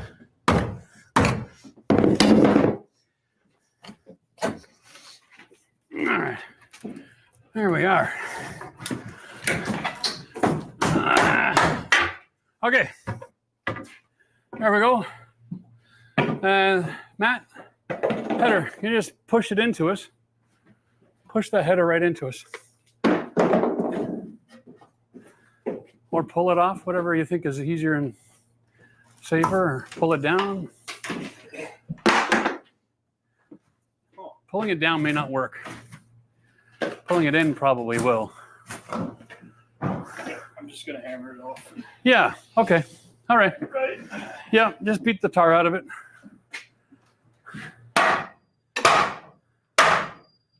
Okay. And the closer you hit that to the inside, the better off you are. Interesting. It's just a pain in the butt. Yeah. There you go. Those two plates are tied together. Just watch that scissor action. Okay.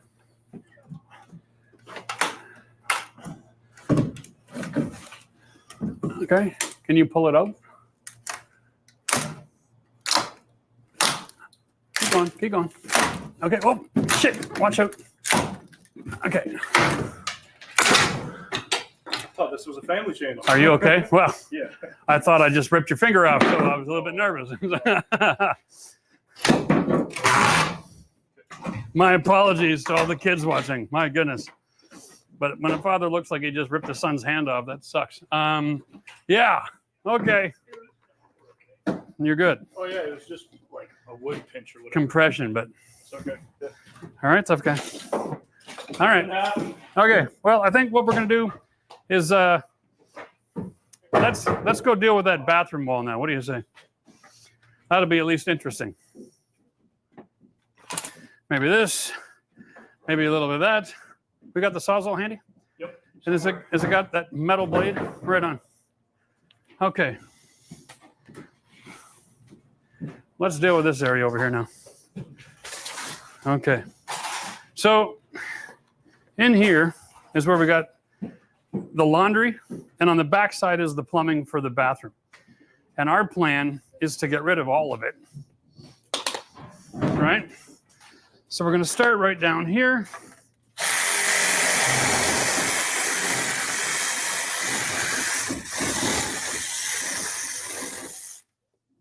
And here.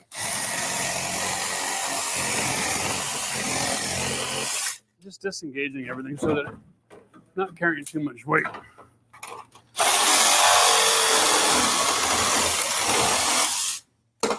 Yeah. Okay. What do we got going on up there? There we go. There we go. Okay, now, right here, there's a pipe coming out of the ground and there's a joint. I'm going to cut this right at the joint.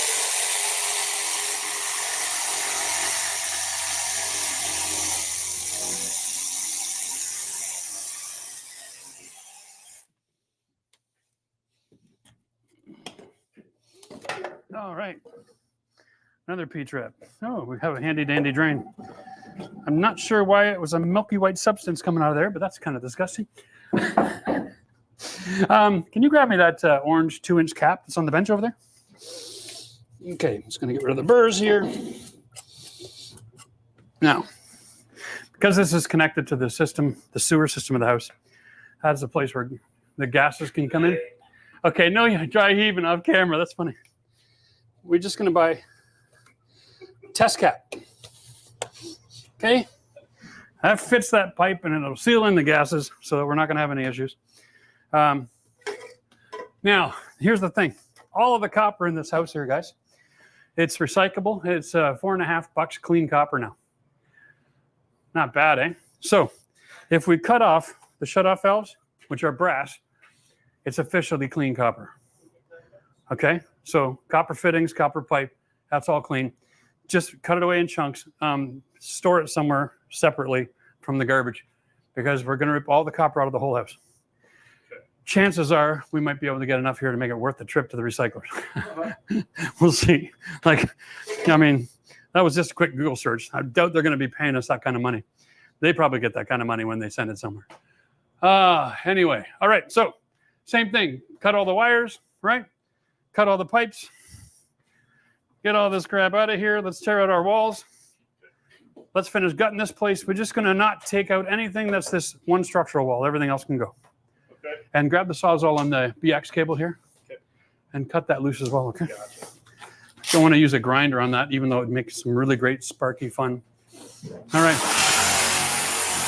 All right. Oh. There we go. Here we go. Oh, there's Eric. Okay. No need to get a plug. Grocery bag. Yeah, well, grocery bag would be all right. We're I like the test caps because you can reuse those things, and they actually get a really good seal. Oh, hey, here's an interesting question. How about a sun tunnel? Yeah, still get the daylight, just can't see the sky. Yeah, you know, sun tunnels are great. They're really cool for bathrooms if you want to bring some extra light in. We are going to be putting in 2 skylights in our vaulted ceiling. And no, they're not going to leak. I have a system for that. We're going to make that video and show you how to put a skylight in that doesn't leak. It's not all that magical, but yeah, there is a right way and a wrong way to do it. But those sun tunnels are awesome. Feel free to get a sun tunnel if you want.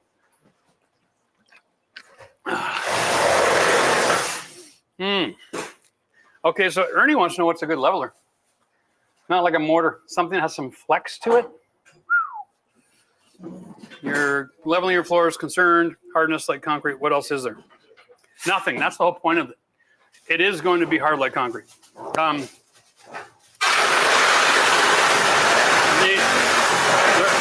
are no options.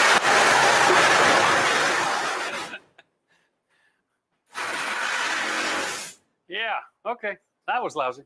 Noisy. Sorry, not lousy. I meant noisy. Colin must know, you never know what you're going to find when you open up the walls in an older house.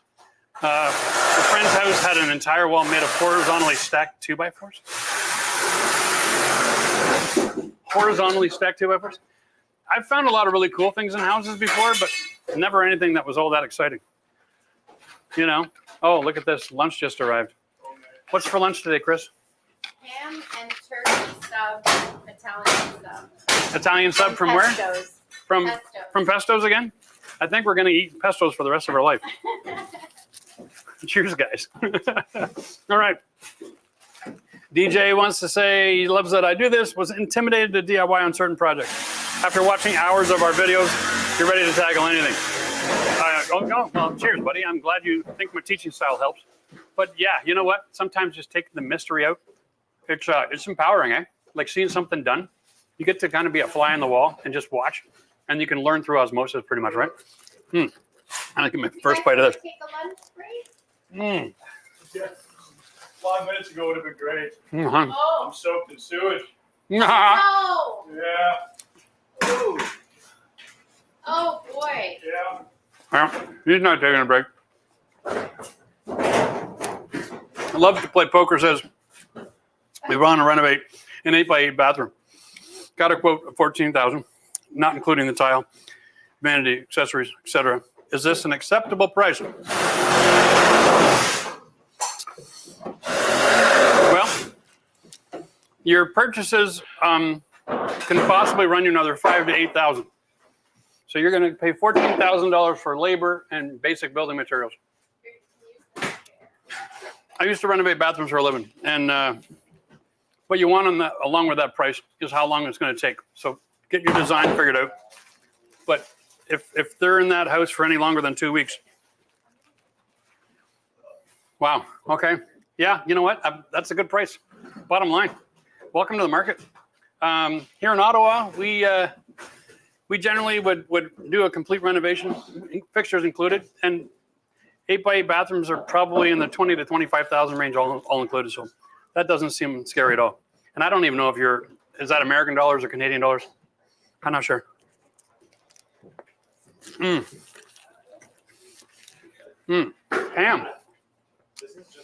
What kind of flooring am I going to use upstairs with your floors not being level? Exactly, right? I'm installing hardwood. I'm probably going to be installing a strip hardwood and not an engineered. Engineered hardwood generally comes in wider plank, and it's going to run me into problems. So by going with strip hardwood and going contrary to the floor joist, it's going to pretty much eliminate a lot of those wavy variables that are existing right now, because any dips that happen, the board is going to go in the other way, and 3/4 inch hardwood maple probably is going to be, well, maybe out. Either way, it's going to solve that problem. And then I'll get rid of all my squeaks by screwing everything down first. Great question. When in doubt, go to strip hardwood. It's timeless, and it performs really well on dimensional lumber. Mm. Mm. Mm. It's a great question. So Heath says, am I planning on sealing the block walls in the basement? Or is it dry enough that I'm not going to bother? Well, here's the thing. We don't have a problem with moisture infiltration from the outside, right? So what am I sealing it against? And if I do have a problem with moisture infiltration from the outside, what can I possibly put on the brick that the moisture isn't going to peel off anyway? Like there's a whole industry of sealing your basement walls out there with a paint, and I don't think it works. I think it just makes you feel good that you did something about your water problem. The more important question is, what's wrong with your block being wet? Nothing. Okay, the block doesn't get destroyed by the moisture. The mortar doesn't get destroyed by moisture. So having a high level of water content in the block isn't actually a problem, because it does make contact with the outside. So if it gets wet, it transfers the moisture outside. I don't need to protect myself from it.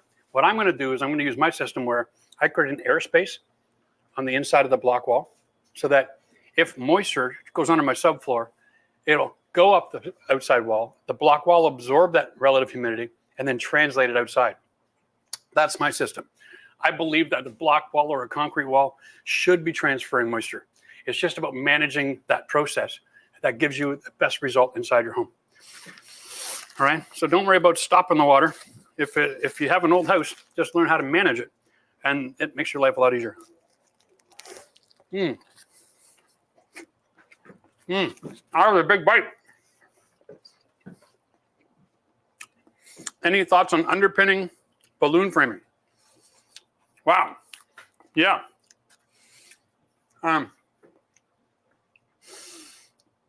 You better be in a place where your house, a single family home, is worth at least 1.2 to 1.5 million. If you're not, the cost of doing that isn't going to get you a good return on investment. Okay, you better be in a downtown district in an old Victorian, where everybody else on that street has got a beautiful home, and all you're doing is underpinning to lower the floor. That's what that is for people who aren't familiar. You're actually digging out the earth and then creating a void underneath the existing wall, and then putting in a new piece of wall, one section at a time. Takes forever, costs a fortune. If you're doing it yourself, it's just blood, sweat, and tears. But to hire a crew, underpin a basement, don't be surprised if they're charging you 40 or 50 grand. I would just move to a different house, unless I had that kind of valuation. I'm just saying. Oh, Creative Life, cheers. She's a member. Piggyback off some earlier bathroom question. Curdy board and cement board for best sound and waterproofing. Oh, it's Curdy or cement. You'll be tiling. Okay, so the difference between Curdy and cement board. Forget about the soundproofing. Put insulation in your walls.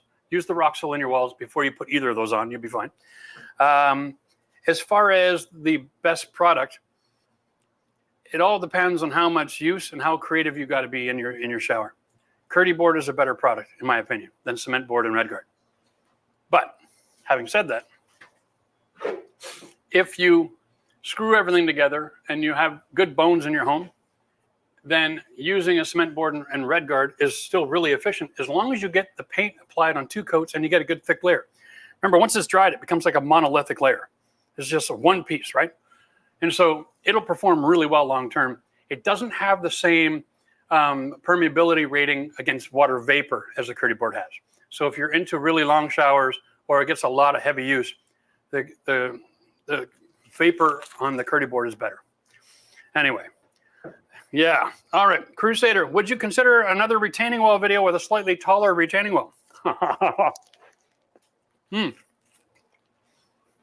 Yeah, but not here. I don't need a retaining wall. I kind of make videos as I need them.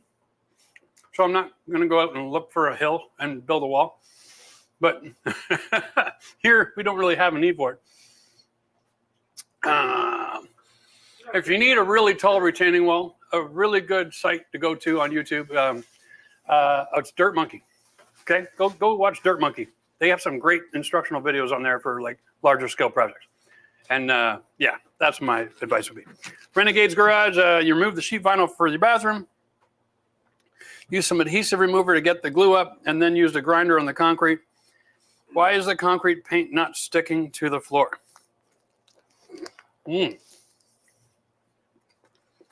Well, you got to seal the concrete first. Because basically, without a sealer, concrete is just a thin layer of dust. Okay? So make sure you put a sealer on, and a penetrating sealer, and then you'll be able to paint. Cheers.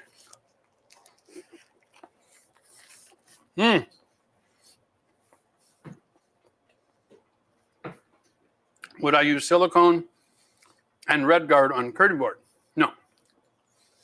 Never use silicone with curtain board. Use Fix. It's their own adhesive. It's a sealant and adhesive in one. That is designed to go with Schluter. If you start blending products and blending technologies, you lose all your warranties and your expectation of a good result. So if Schluter says, hey, we got a special adhesive caulking over here and it's $20 a tube, and you don't want to blow the extra $10 and you want to cheap out, you're going to cause yourself a problem. So just pay the $20. Yeah, right on. Okay, and our basement block wall is sealed with closed cell spray foam. Okay, I'm a dimple membrane on the floor. It's still damp. Do I need to go from the exterior, or can I put Super 6 over the foam?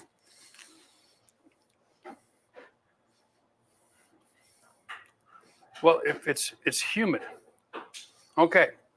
Wow. So what you have there is you got way too much water making contact with your home. Like you're probably sitting in a pail of water. Sometimes the water level around the house can be right at the foundation wall. And so everything's just soaking wet all the time. Ah, man, the best way to solve that problem is to not have closed cell spray foam on your block wall. Because like I'm saying, you can't manage it now. Now you've got all that moisture coming through your floor and it's just sitting there and it has nowhere to travel to. So this is your problem. Like even with a dimpled membrane, you're separating the space, right, from water, but you're not separating it from relative humidity. So you got an issue. Wow. Yeah. The right time to ask that question is before you put spray foam on your wall. I'm not even using spray foam in my basement. I'm not a fan of that in basements. I don't think it's the right process. It's just, yeah, you lose your ability to do any decisions to manage water down the road. Remember, your basement wall can stay soaking wet. It can be 80% relative humidity. It's not going to hurt the wall. So creating a living space inside that wet concrete is the trick. That's too bad. I feel bad for you. I wouldn't know how to advise from this point. Yeah. Whew. I'm going to put some thought to that, and I'll see if I can make a comment later on. All right, Creative Life, awesome, thank you. Oh, you got a teenage daughter, so Curdy board? Yeah, go with the Curdy board, right? And insulation, cool. Northwest says, will you be installing PEX for your water lines to kitchen and bathrooms? Nope. We're actually going to be, I had the plumber in the other day, and we had a chat. We're going to put in a 3/4 line right from the street, all the way to the hot water tanks, and all the way through to the bathroom, and put a recirculation pump on, so that whenever you turn the water on, it's moving in 2 directions, out and back to the pump. So it delivers the hot water super fast.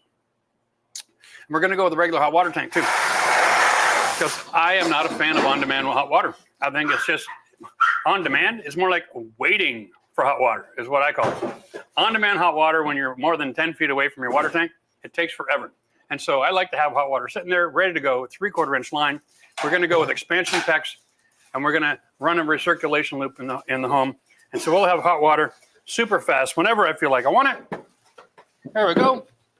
Time to go rip some more walls out, open the space up. If you were a bird, what kind would I be and why? Whatever kind of bird goes south for the winter. All right.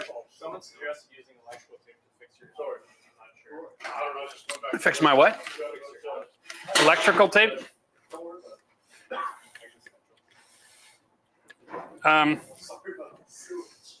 You know what? I could use a zip tie, actually. Do we have any zip ties here? Yeah, we'll have some upstairs. Oh, yeah, I got one right here. Yeah. Oh, yeah. Yeah. Here we go. All right. Here we go. So, on the job, helmet repair. Oh, that's a half a zip tie. There we go. Here's a whole zip tie. All right. Put it through the hole.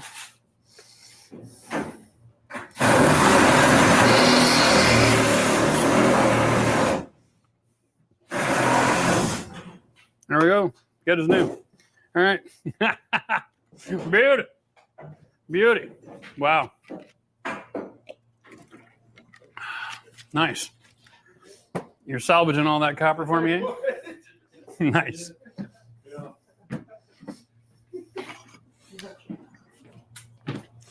Well, I'm going to get rid of this because this is useless.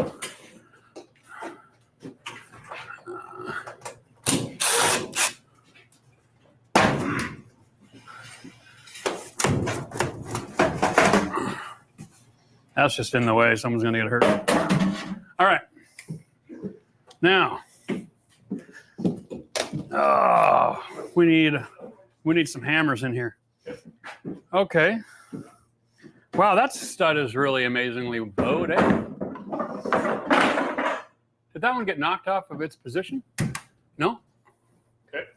Put another one in. You want to put a second one in? You know, I'm not a big fan of whatever's going on there. Yeah. Let's measure and cut one in. That's going to create a weak spot in the floor for sure. Now you want to cut a stud at 85 and an eighth, please. 85 and an eighth, eh? All right. 85 and an eighth. Well, here we go. This is a 2x4. Very common. They were used to use these with steel tubs. They'd put that on there, and then the steel tub would actually sit on there. The rest of the tub would be molded and then be returned, and the skirt of that tub would carry the load on the other side. But on the back side, it was on a 2x4. How fun is that? Let's put that nail side down. There we go. All right. Well, we got a little bit of water, but got her opened up. That's good. It's a nice hole in the floor, eh? Okay, we're ready to go here. Oh.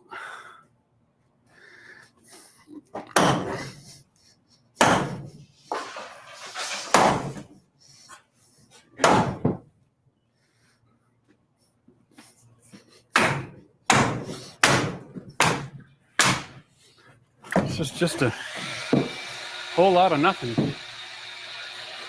Oh, that's the old water supply there?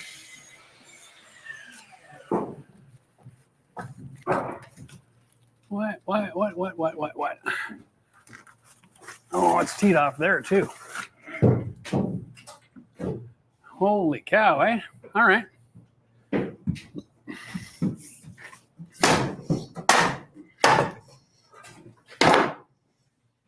Okay. Nailed.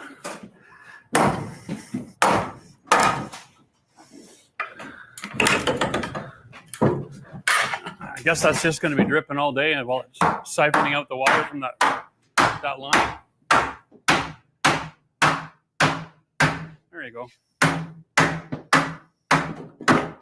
Thanks, Matty. That definitely carries the weight there, right?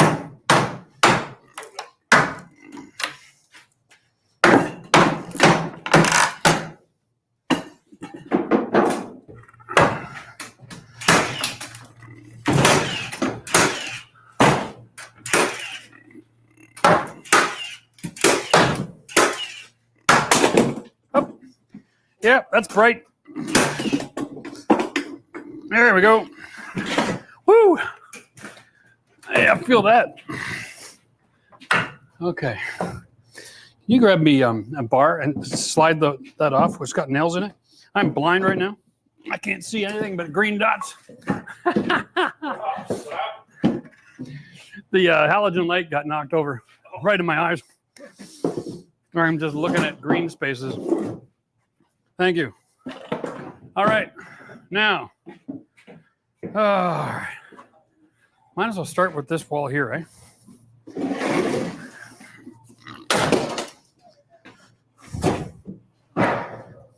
That must have been just Swiss cheese.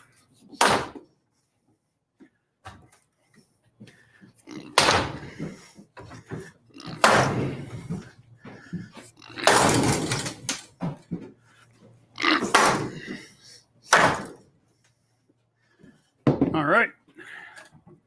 Well, here we go, bud. Here we go. Two at a time.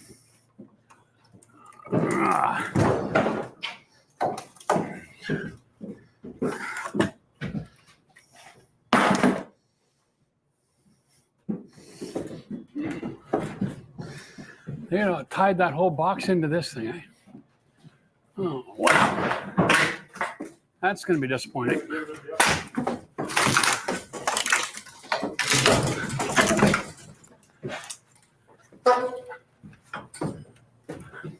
You want to grab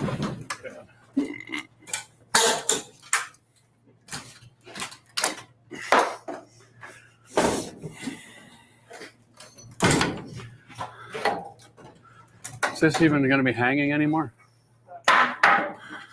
what, the HVAC? Oh, No, that little box. This, I guess it's tied over here. It should hold up. Okay.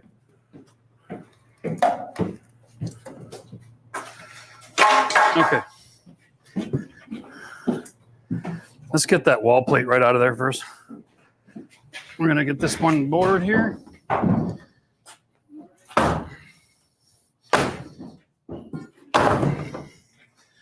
Here we go.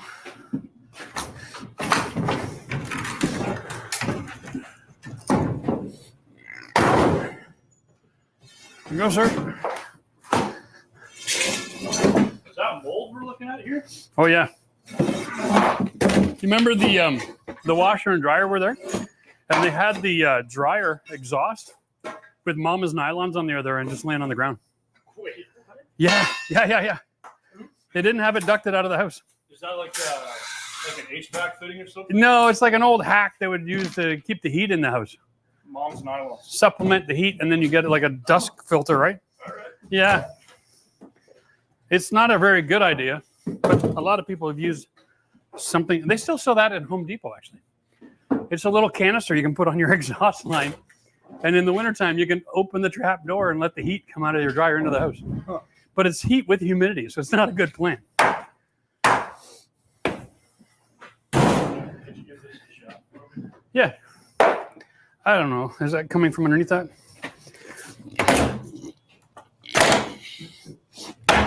There you go. That'll work. All right.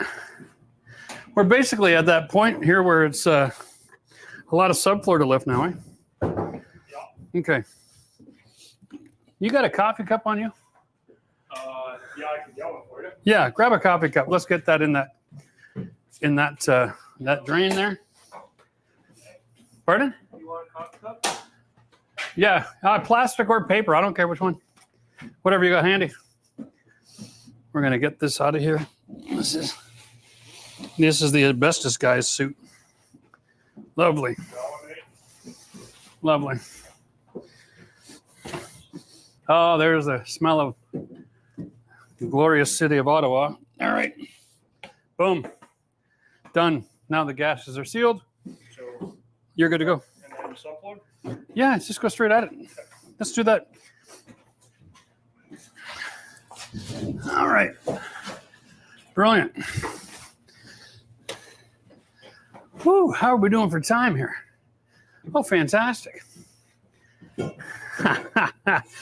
Lanky says he's removing carpet from the basement of a 1997 Colonial and installing LVP. Okay. Tack strip nails are causing damage to concrete being removed. Any suggestions on preventing and fixing? No. And you're going to have little holes about an inch wide. Okay. It's going to be around the perimeter of the room. You don't even have to fix it if you don't want to. If you want to, you can just get a little bit of hydraulic set mixed together. You can use thin set. Hello. You can use thin set if you like, but I would imagine if the holes are less than an inch wide, they're not even worth fixing, okay?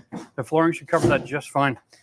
If it's in an area like where dining room chairs and stuff like that are, where you can get all the weight of somebody on one little spot, it's something to consider.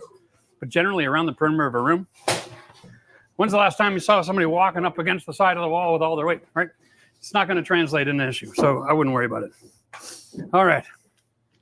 That's a good question. How did the under the floor look? Well, it doesn't smell as fresh as it did a few minutes ago. Wow, look at that. Okay, so now we see. Now we see. All right. So this is trenched and then patched together.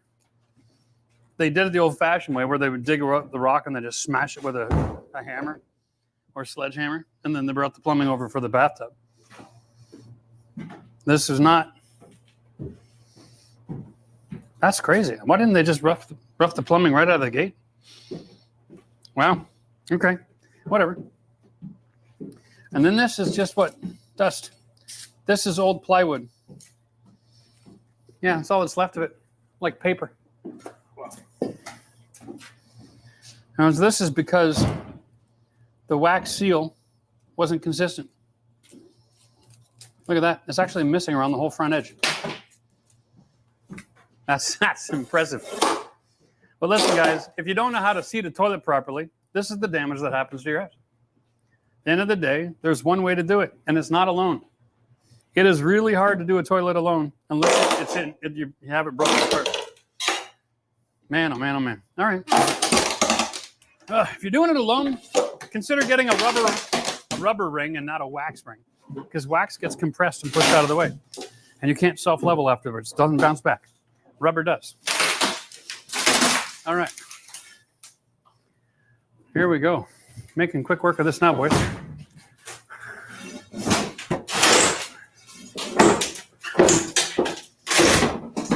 Nice. Nice. Let's get rid of some more walls here. I think that ceiling box is going to come down on us in an uncontrolled state if we're not careful. All right. Okay, let's pop all that strapping there, Nate. Make that space safe again.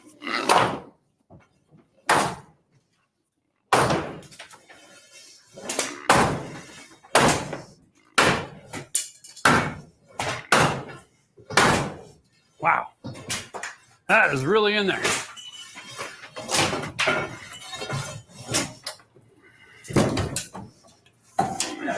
Yo. Somebody wants to know if the strapping on the floor is treated. Yeah. Can I grab this?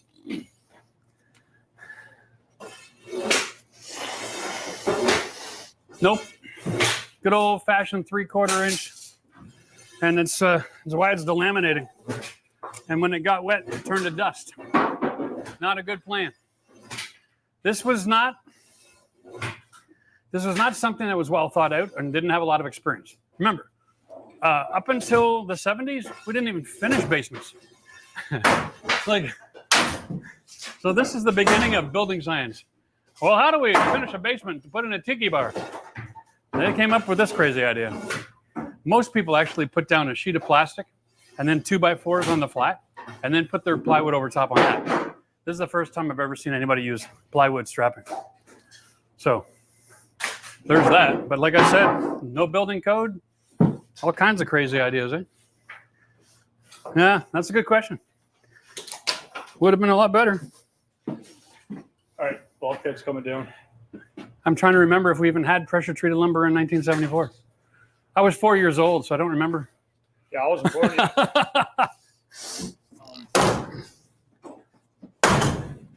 And then that, eh? Yeah, that whole box is just a mess. Yeah, we should probably just take it apart. I think we should take it apart first.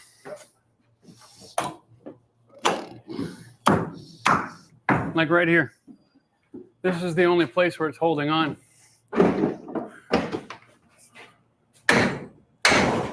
Okay. Now it just pulls down. What? Oh, it's also nailed in the middle. Yeah, there's like a spline. Oh, for Pete's sake. And where's that one going to? Over here. Throw the Sawzall right here, and then we'll just peel it off the wall. Take it as one piece. Okay. Okay? It's right over there by the bottom of the stairs. We get rid of this one support here, and this whole thing's coming down.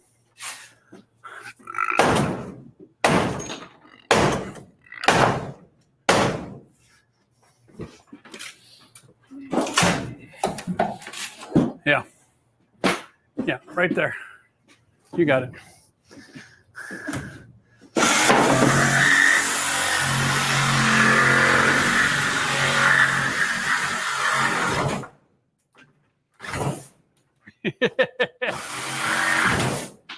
It's bouncing out, eh?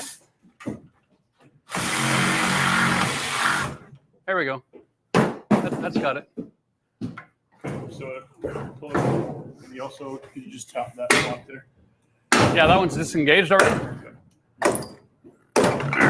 And then controlled drop.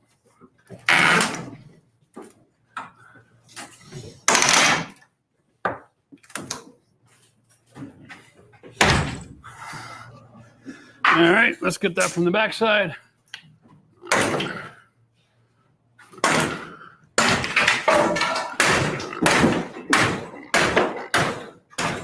Okay. Beautiful. Well played.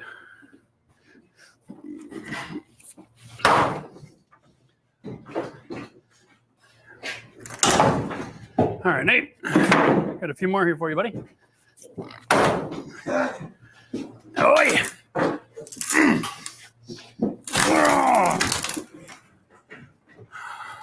Okay.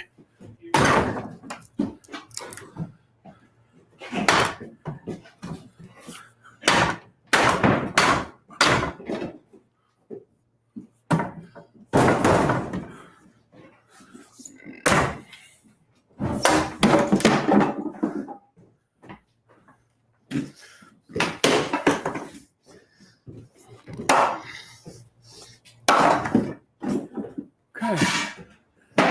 It's very creative framing here.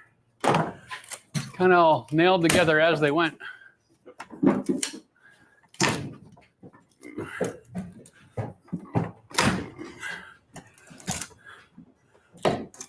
Pull it all off. Yeah. There's two separate things going on here. Okay. Oh, crap. I didn't just do that. Yeah, I did. Yeah, I got myself good. Yeah. Let's see it. All right. It's not bleeding yet, but it will in a couple of seconds. Yeah, there you go. Okay, I just put my hand into a nail. Big surprise. Got any of that electrical tape around? Right there on the side. Well, Jeff, I got Band-Aids. I know you got Band-Aids. I ain't wearing those Hello Kitty Band-Aids over there. I'm a man. I got a first aid kit around here somewhere. It's called electrical tape.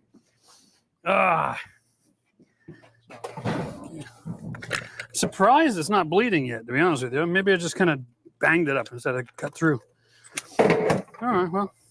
Oh, there's the blood. Okay. There's the blood. Now I need my electrical tape.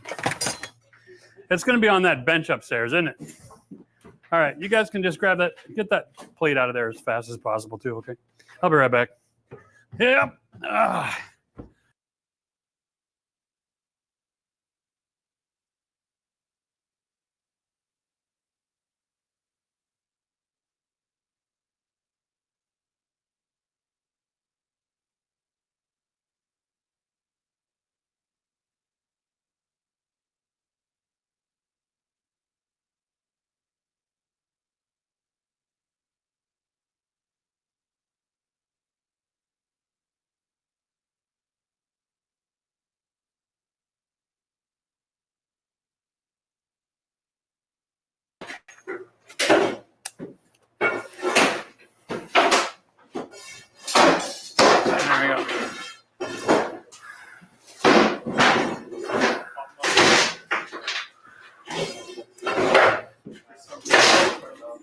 There we go. Good as new. There we go. That's a Band-Aid, folks. Electrical tape. You still work, stretches and flexes. And then if you have to, you can just undo it and put it back on again. You got it? Yeah. All right. Woo.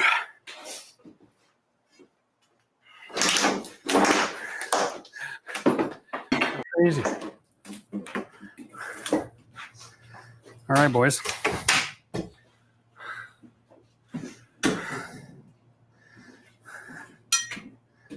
Okay, so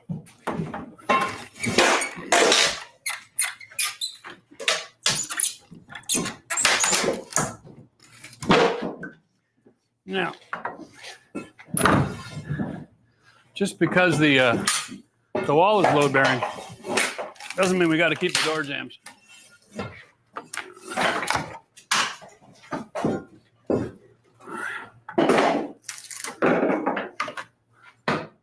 Hey!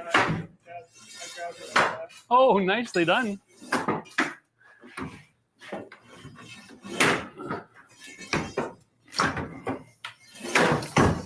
Oh, there you go, sir.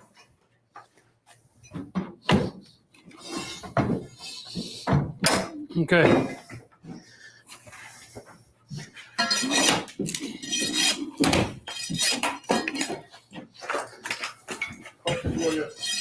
Shoot. I could take these two studs out. This one and the corner one. Yes. Yes. Definitely. Actually, here, let me pop in behind there.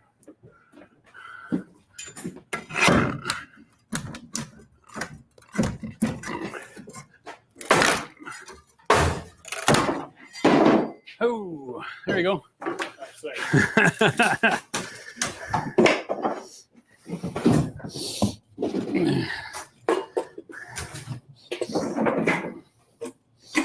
There we are.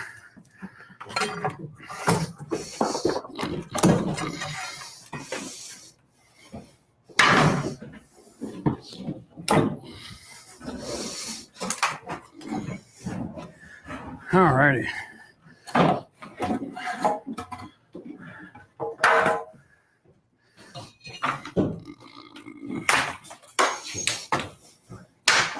Not really sure what that was. Strapping on the floor as well? That was strange, eh?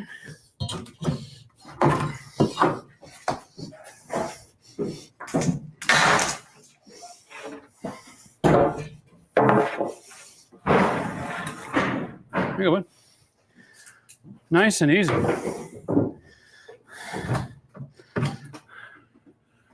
Okay, we'll leave these two boxes alone for now. I mean, they're not permanent, but let's not get bogged down in the little details. Okay. What do we got down here for a broom? We got that push broom around here somewhere? Somewhere. All right. I'll just do a quick run here.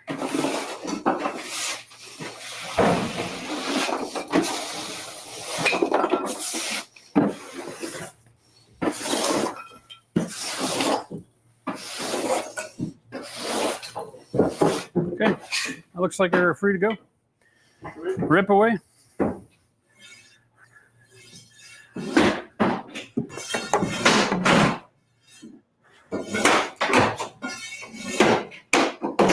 Now, is it just me or am I noticing a different building material here? That's not plywood underneath. Oh, so here they actually got 1x2 strapping. They're 3/4 inch. Was that not the same with the whole No, they had cut up pieces of plywood. Oh. So at least this is solid lumber. It doesn't delam as fast, but same thing, different file. I imagine they had some leftover plywood and they're like, hey, let's use our scrap wood. Or maybe they started in this corner. Oh, And by the time they finished, they yeah. ran out of, They had like offcuts of plywood and they just ripped it down.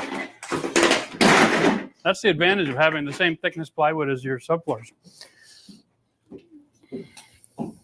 cockroach? No, that's a spider. That's awesome. There we go. tough guy. Here you go, buddy. Heather. Somebody's asking, what is the scrapping of concrete walls used for? Oh, okay. Well, here. I'll show you. This is nailed into the mortar joints as a surface to install drywall. That's it. They probably put a piece of rigid foam in here, and then they just hang the drywall right to the strapping. That's just amazing if you ask me, but that's how we did it. Back in the old days, we just nail the wood right to the wall and then hang your drywall on her. Good to go. Back in 74, the cost of energy was so cheap, you could just turn the thermostat up, blow heat into this basement, and not even worry about having it insulated. Unbelievable. Not that way anymore, that's for sure. All right. In behind you. Yeah. Got a lot of little crap around here. I'll clean it up for you. Hey, Nate, can I get you to take this garbage can out to the bin and we'll get it emptied, okay?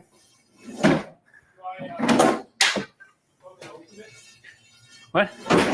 I wouldn't. I don't know. Take a peek. If it's good, then go ahead. But I mean, I don't think it'll be that heavy, buddy. Oh yeah, it's not that heavy. It's just full. Just throw it over the top. All right.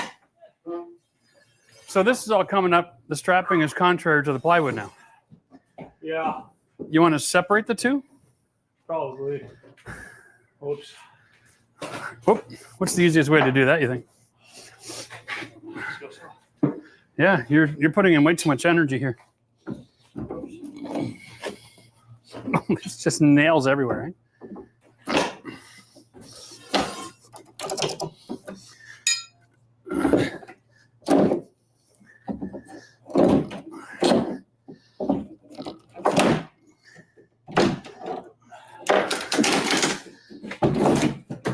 Oh, can you stand on that one?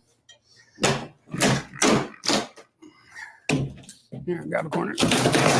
There we go. That's the way to do it. That's the way to do it. Man, so they put a nailing strip every 16 inches here. Yeah. Wow, that's impressive. Yep.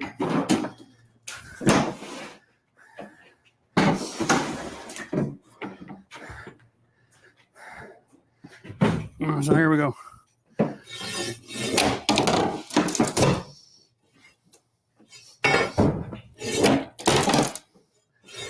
Oh, no way. They put it on before the strapping on the wall. I'm actually catching the strapping there. Are we catching on this side? I don't know. Are we? A little bit. A little bit. Okay. Let's pull the strapping first then. Okay. All right. I don't know if you want to use the red bar or not. That's really heavy.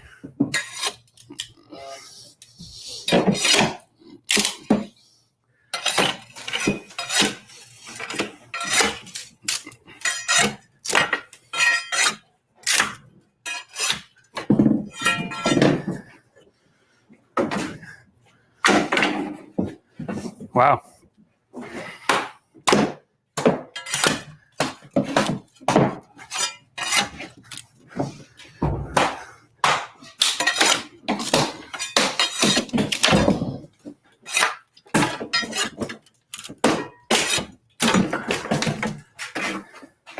Here, Matt. Oh, I was going to say this works really well, but whatever you're doing is If I hit it. more effective than not doing anything.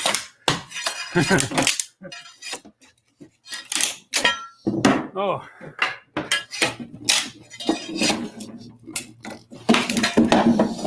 Oh, okay.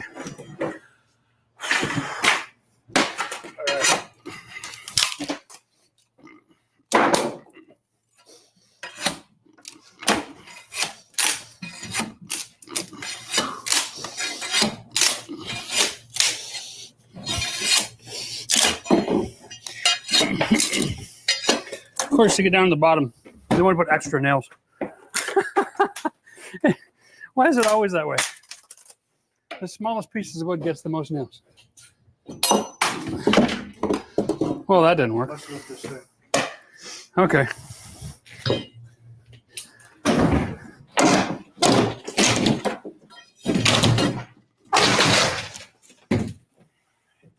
Well done.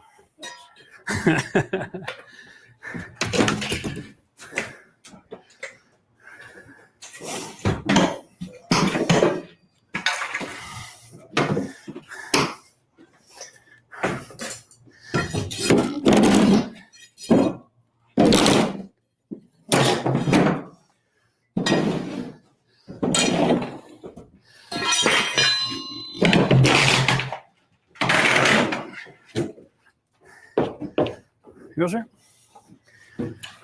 Oh, Brilliant. Lots of nails.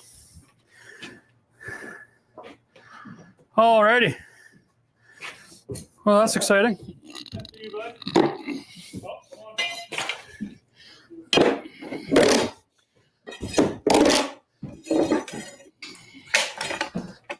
Oh, I'm surprised by the general lack of spiders down here.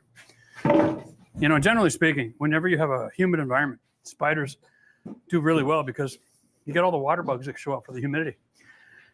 I've only seen, what, 2 spiders in the whole day? That's crazy. That just tells you how dry this is. There's no spiders, there's no bugs. Even where the rot happened, there's no infestation of bugs around here. I am so super pleased by this purchase. Oh, 2-minute break. I'm making this my recommendation for life, to buy a raised ranch. Okay. There's like no moisture. Nice. Is that what this is? Is raised? Yeah. So the ground levels, 1, 2, 3, 4. Only the bottom 5 courses of brick. Oh, I see. Right? Then no spiders, no bugs. The wood didn't rot. It was in direct contact with the concrete. It's insane. Brilliant. That's not normal. That's not normal at all. All right. Woo! Everybody's going to take a couple minutes. It's nice to work in short spurts like that. Let's go see if we can answer some questions. Me and my zip-tied hard hat. Ever found any random messages regarding old houses that people? Oh, yeah, the random messages. Here's the fun thing. Very, very common back in the days when we used to do houses with plaster. And the guys that did the plaster work would sign it by the front door on the wall, because at the front door, they always used to use wallpaper. And so when you peel the wallpaper off the front wall, in older houses, you always see the plasterer. He actually writes his name with his finger in the plaster. It's an old tradition. All right. Oh, what are the red markings on the lumber down there? That's just me communicating with my team. That was me saying, hey, these are structural load walls. Don't take these out by accident. So sometimes you get working, you know, it's like, it's crazy. So I put one in front of your eyes and I put red dot at the base where you're swinging the hammer. And that's what it's for. Just so that we don't have the house fall down on us while we're working today. Mike wants to know if you can use a ram set to attach strapping to concrete walls. Need to mount plywood in my basement mech room and think this might be better than a hammer drill and tap nose. Yeah, you definitely can. All right. If you're going to use a ram set for strapping, if you need it to be flush, where the nail is flush with the surface, you're probably going to want to go with like a 1.5 inch nail. Use the number 4 or the number 5 shot. And it's tricky. It's only a 3/4 inch piece of wood. It's closer to 5/8 nowadays, too, to be honest with you. Like, they're really planing those down. So that would probably work just fine. The difference is you might want to get a little flat bottom drill bit and drill out a 1/4 inch so that there's room for the head, or get a nice big 5-pound, hammer, like a mallet. And then when you drive in your ram sets, if they're sticking out a little bit, you can just pound them into the rest of the way with the mallet. The nails are actually designed to be driven by hand. So if you get a 5-pound mallet, that'll make quick work of that. Okay. Whew. It's warm in here today, boys. Oh, yeah. Yeah. Let's see you go upstairs. Don't even want to.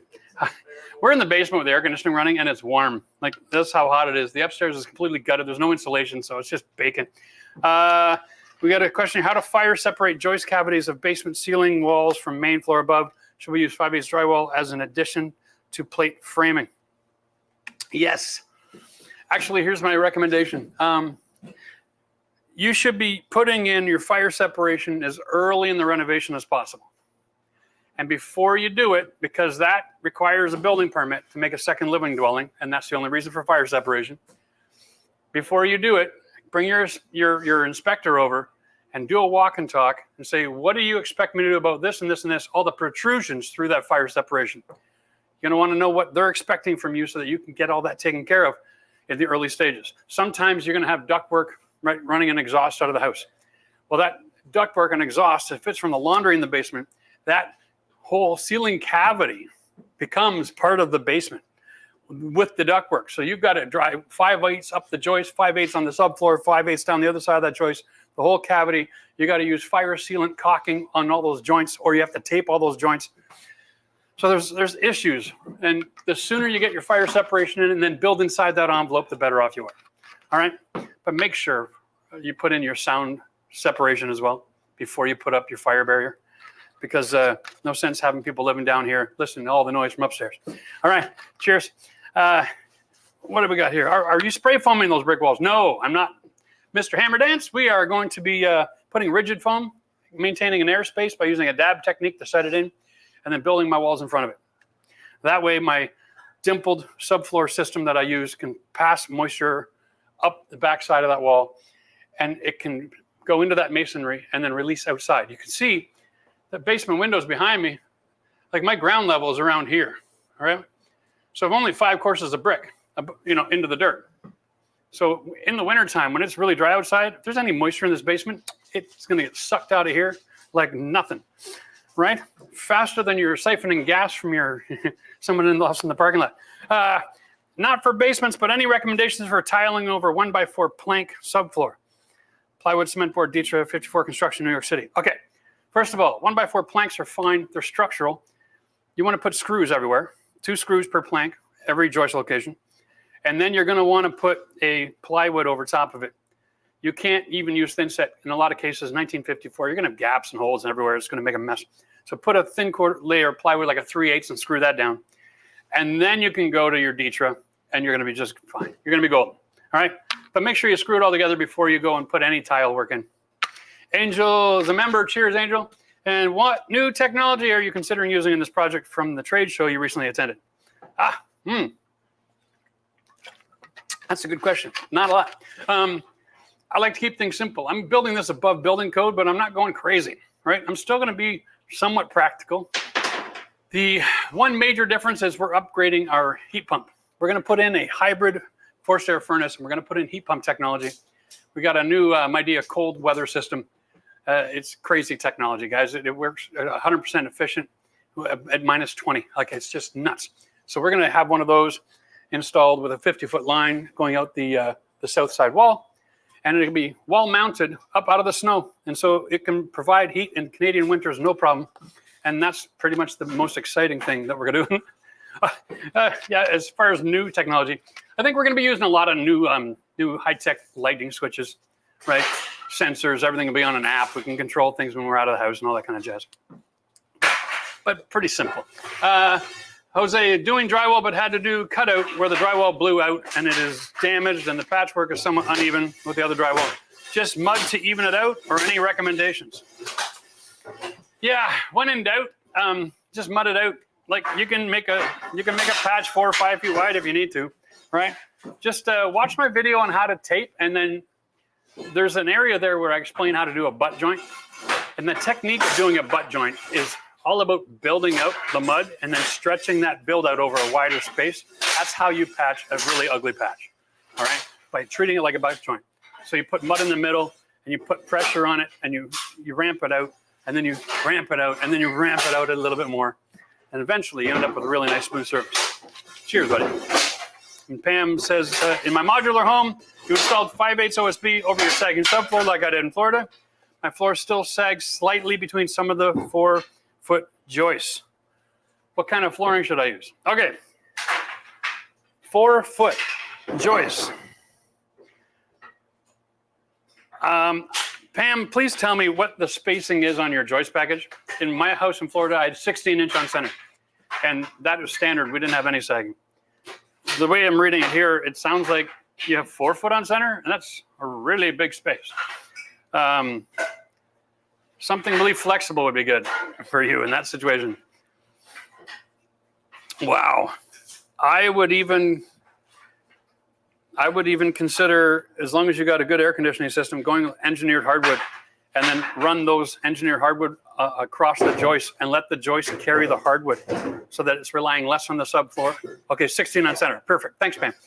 If you're 16 on center and you still got a little bit of sag going on, then just consider going engineered hardwood. That's a great option. Because then, like, if your ceiling package, you're going to be going across the joist, like perpendicular to the joist. So every joist will pick up that hardwood, and hardwood carries weight, and so it'll translate that weight itself without all the dips and valleys. And that should work out really well. That's a great picture of that room there. My God, look at that. Jesse, I renovated the majority of my house from learning from your videos. Oh, I'll pray for you later, buddy. Under contract and moving to small farmstead. Hey, nice. Good for you. Oh, good for you. So you finished the project, then you sold it. That's awesome. Jay, helping the parents renovate their 67 block basement. Very similar to this one. They want carpet for warmth. Would you recommend a dimpled subfloor like you're planning, or not necessary for carpet? I'll tell you this much, Jay. If their basement is as dry as this one, I would go with carpet, no problem, right on the concrete with an underbed. Wouldn't even think about it. And I'm not kidding. It is so dry down here, I'm even second guessing myself about putting in a subfloor system. I mean, I do get more protection from water events, but 50 years, they haven't even had one water event here, except for the fact that the toilet wasn't sealed. Oh my goodness. That's crazy. Eric, look how dry this is. Like, it looks like a new build, for Pete's sake. Have we all had lunch? Sort of. I'm halfway through my sandwich. By the way, guys, Friday, we're coming back and we're opening up the concrete and opening up that hole in the bathroom. We're going to be moving the bathroom over a few feet because in order to make a bedroom back here, it requires a thicker wall assembly than a piece of strapping and some drywall. And so we're actually going to insulate the space, make the room smaller. So we got to redesign the floor plan a little bit. I want to use flexible insulation for my roof. Would you leave an air gap between that and the plywood on the roof, or push it against it? Okay, so if you're putting bats in your roof, and generally speaking, we have fresh air soffit. Okay, so here's your ceiling, here's your roof line. That little triangle there should be air passing through the soffit. Now you can buy a baffle. It looks like an egg carton. Okay, and it's dimpled, and you can staple that to the underside of your sheathing. And then you can stuff your bats in as much as you like, because it'll maintain the airspace for you. That way you're still getting fresh air in there, so your roof doesn't overheat in the summertime, okay? Because really what we're looking for is that fresh air. It helps to lengthen the lifespan of your asphalt shingle. If you have a metal roof, don't worry about it and just stuff it in, okay? Cheers. All right, wet block basement with foam, 2 tiers set into a hill, 4 foot high step across the room is where the moisture is. Can I dig a sump in on the raised level behind the moisture area to draw water away?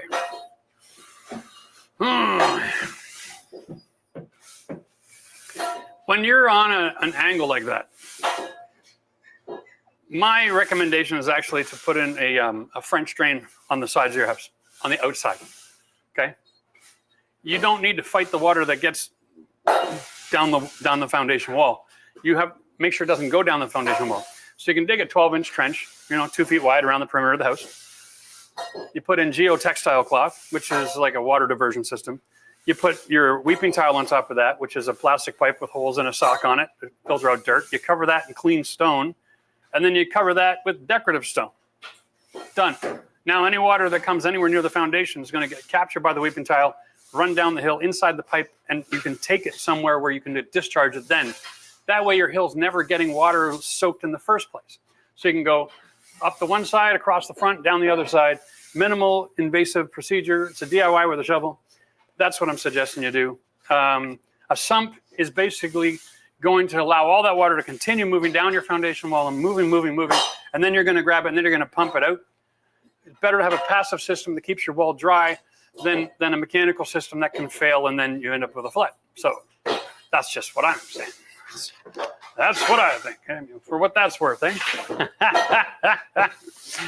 Daniel, is there an easy way to clean dried, hardened drywall mud off of hardwood floors? Yes. Get it wet. Literally, take a wet rag and just wipe it. Sooner or later, you'll wipe all the mud off. Dry mud goes wet and becomes wet again in a heartbeat. So just use a damp rag and, you know, little blood, sweat, and tears, you'll be fine. You could also scrape it off. Use a plastic scraper, though. Go to the Home Depot, buy one of those little cheap yellow plastic scrapers in the paint aisle. Okay, and you can scrape that. It won't hurt the hardwood floor at all. And then you can wipe up the balance. All right.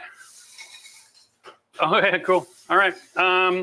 Working on turning an older outdoor shed with metal walls and roofs into storage, eventually putting plywood walls on inside to close it up. What recommendations do you have for pest proofing it? Depends how it's framed, right? Like if you want a pest-proof metal shed, you're going to need to fill all the holes of the corrugation of the metal on the wall, like at the rat board. So, you know what? Consider becoming a member there, bud. And you can jump into our Discord server. You can post pictures. I can take a better look at it. We can have a conversation, and I can actually give you better advice. It's really hard because there's so many variables going on here. I can't just rattle them all off to you. Send me a picture. It's worth 1,000 words, right? All right. Hey, cheers, Bill. Another member here. Jeff, your stairs look like they're supported at the edges like mine. Yeah. Mine squeak and are loose. Is there a fix or should I replace it?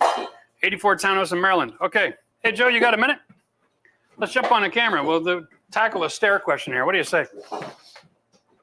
Brilliant. Okay. I don't know if I have any decent screws around here or not. Let's see what I can find. What I can rummage up. Any flooring screws by any chance? Oh, there we go. Are these flooring or drywall? They're drywall. Just going to switch drill bits. All right, let's go over to my stairs, Joe. All right. So here we go. So what we have here is we have a step and we have our stringer with wedges, okay, to create compression. So as long as those wedges are tacked in and they're not loose, then that's holding in place really well. Now, every time you step on it, this is being deflected down because it's weight. And the riser here is nailed from the front side. Or sorry, it's just pushed right up into it, okay? And that provides some support here. And then you put a riser on this one, nailed to the back side, pushed up. And then these nails actually carry load and support this one. But if it's squeaking, in a lot of cases, it's just because the nails have been doing too much moving over time. So go next to your squeak where the nail is and drive in a screw. I would recommend a 1 1/4 inch, 1 1/2 inch flooring screw or construction screw for the purpose of the demonstration. I'm using drywall screws. They don't have the same shear strength as those other screws do, which is why I recommend those. But see this? Done. Once you throw a screw next to a nail, it stops squeaking. And so you can just go to the backside, throw 20 or 30 screws in, and you are golden. Don't worry about this. This is actually perfect. This transfers the weight really, really well. If you have any gaps in that wood, take a second piece of plywood, laminate it right over top, and then throw in a few screws back into that step. Make sure you're making contact. That's all you got to do. Cheers. All right. Hey. All right. There we go. Oh, Brawl fan. Cheers, buddy. Looking forward to seeing your question. And there's Ross. He's another member in the house. Cheers, Ross. I have a tiny house being built, 16 by 38. Not bad. That's as big as my 5th wheel trailer. That's not a bad size. We're using some scrap 2x6s as shims for our block foundation. Some are 6 inches of shims. Do you see this as an issue? 6 inches of shim for a block foundation means your block foundation isn't exactly level. My recommendation would have been to probably make sure that the footing was level before they did the block. Anyway, okay, so shim is not a bad thing. Where you run into a problem with the shim if it's cut the wrong way off the wood, okay? So for instance, what do we got for a piece of scrap wood around here? I'm going to just show this here. There we go. Boom. Yeah. Walking through walls. Here we go. Okay. Here's a piece of wood. All right. And that would be considered a pretty decent shim. And if you needed 3/4 of an inch to fix a gap, you could put that in. Now, if you were to cut it this way and install it with the grain up, it's no longer a shim. Now it is a series of little pieces of sticks that are all under compression, and they're going to dissolve under that weight.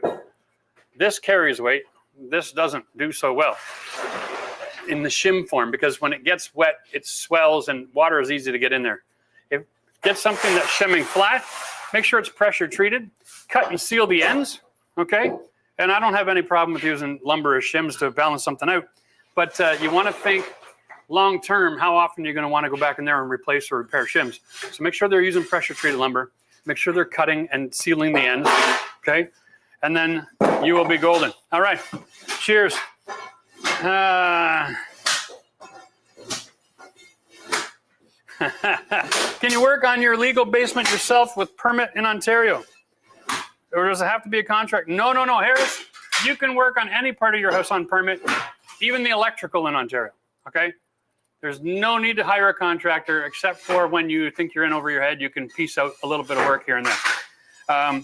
The trick with that is knowing the fire separation code rules, okay? So your fire escape, meaning your stairwell, the walls and the ceiling all have to be 5/8 drywall. There has to be a separation between the downstairs and the main floor against fire. Again, so that's 5/8 drywall. You need to have, if you have a 4-stair furnace, you've got to have an alarm system built into the plenum to tell you if there's a fire, so it goes off because it's feeding both units. So, for instance, it's going to pull fresh air from both units, right? And then it's going to throw the exhaust into that plenum to heat both units. So you have to have an alarm in that plenum in case there's a fire downstairs. The people upstairs know about it before they see smoke. All right, that's about the only thing that's got to go on there. And you got to have a window that's an egress window, which means it has to be a simple function like a slider. And there's all kinds of rules about the size of that based on the room. So make sure you do some reading. And other than that, yeah, dude, go for it. It's not that difficult.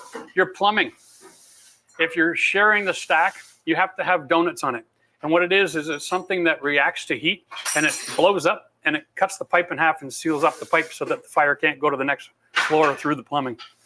That's a little extreme, but, you know, the code is really careful when it comes to fire. So you have to be really careful when it comes to doing your work. And make sure you bring the inspector in to talk to you before you start, and they'll point out all the different areas that they're going to be looking for, and they'll give you the end from the beginning so you can execute properly. All right, cheers.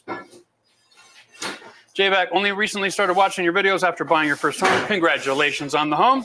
How you teach has made it easy for me to retain information. Well, how about that? I'm good for something. All right, that's cool. Very cool. I got a 1960s home down in Kingston.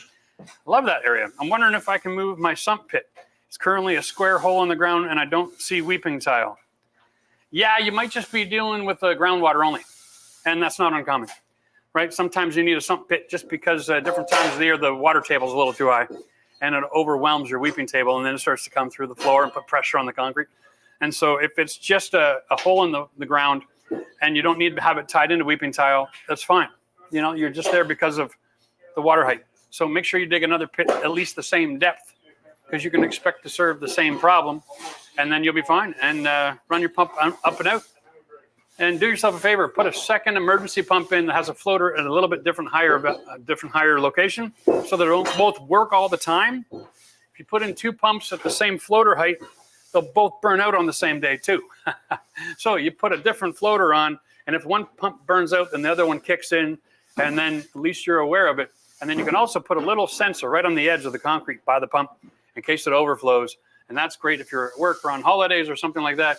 If you have an emergency, that alarm goes off, it can notify your phone, and then you can call whoever's babysitting home to get in there in a hurry and do something about that scenario. There are emergency portable pumps you can buy, plug it into a wall, and just drop it in a pit and put it on a hose out a window. So that's something all people should know how to do if they're watching your house for you and you have a sump pump. Make sure you go through the what-if scenarios with them. All right, I'm gonna get back to work here. I gotta answer questions all day long, but we got a job to do. And it's done. So, you guys are awesome. Wow, some of these holes in the concrete are huge. Okay. I'm sure, eh? All right. Well, what do you think, boys? I mean, it's about as dry as it gets. I mean, check it right in the corners even. You know, I mean, there's just a touch of moisture right in that very corner. And that's it. Yeah. That's impressive. Wherever they had wood right in the corner, they had some issues. I love this. I mean, this is my favorite. Is that actually nailed in? Have you tried pulling any of those out? All right. Just for full disclosure, the power is dead here. Let's see what concrete now. Yeah, they concrete nails with plugs. Wow, that's awesome. All right. You want to go and cut a few of these? Let's get the light fixtures out of here. Let's get anything dangling from the ceiling out of here so it doesn't dangle and fall. Let's go. There we go. Like, I can just fall. Wouldn't want that to happen. All right. Okay. Hey, Joe. This will be interesting. I'm going to share this little piece of knowledge. 1 second. I need a tape measure to demonstrate this properly. Here we are. Love having a bench. All right. So you guys all are aware. Building code for staircases. It's rise and run. So you take the total height to the landing, all right? And then you figure out how many steps you need with a step not being any more than 8 inches, let's call it, okay? So from concrete to the top of the step, it's 8 inches is normal. These are a little bit shy. And every one of these is a little bit shy of 8, 7 3/4, whatever. So it's consistent, okay? And we do the math with the rule of that every rise and run is consistent on that staircase. And the shorter the rise, okay, the backside, the deeper the run or the step is. Okay, so you take your casual walking, this is mechanical muscle memory, right? Now, if the stairs are shorter, the steps are also longer. So you don't have to lift your foot as much, right? So you're lifting from here or you're lifting to here. But you can't, in building code, have a different stair rise than the rest of them. So when they had the subfloor here, they had 3/4 on top of that. They were only 6 inches. And that made this assembly illegal.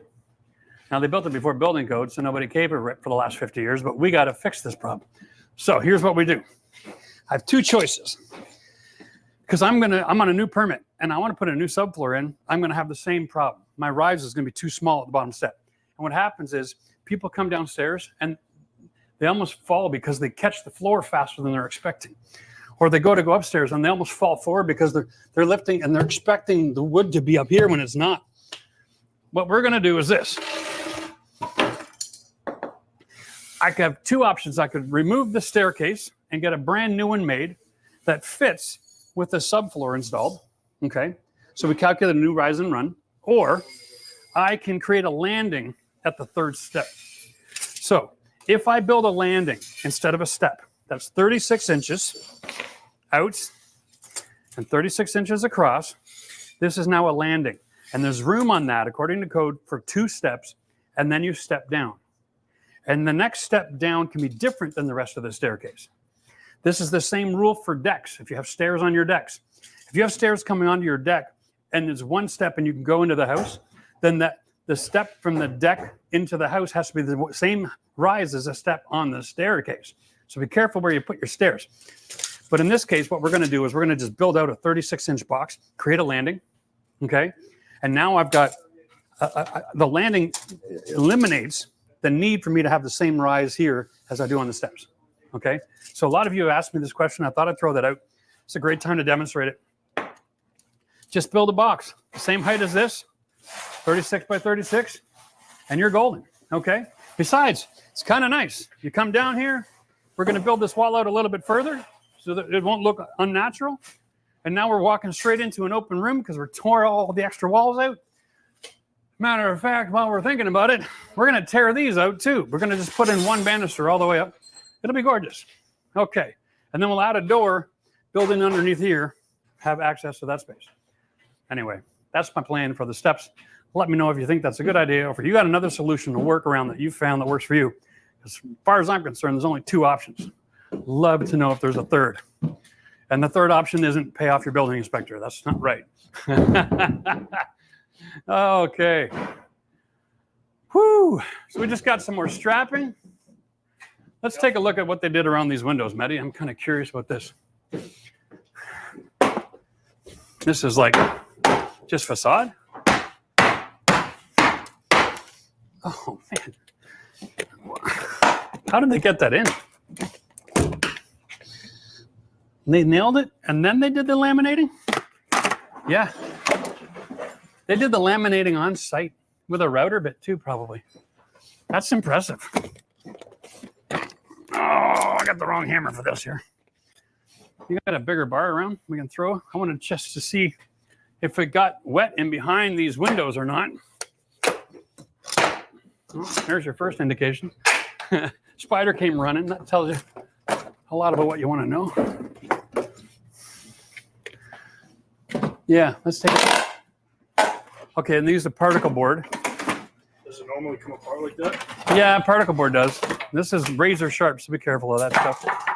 All right, there you go. Yeah, so that's just how they finish their windows. So it breaks anywhere they got the nail line. I don't know what I'm handing it to you. I don't know either, but that's fine. I'll take it. Yeah, same nails as a subfloor.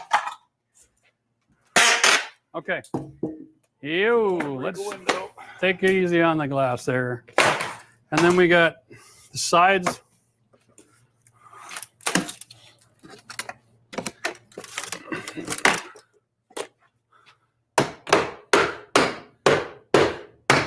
Holy cow, that's a lot of fasteners.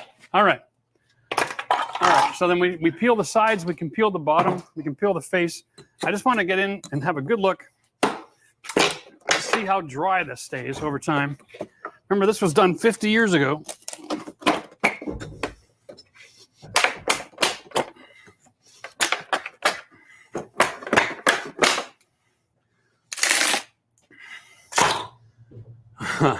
There you go. Check that out. Oh, yeah, sure. Yeah, thanks. Appreciate it. We got spacers.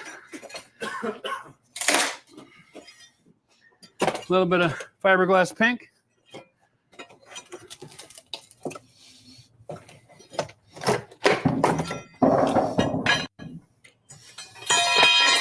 Oops. That was noisy for no reason.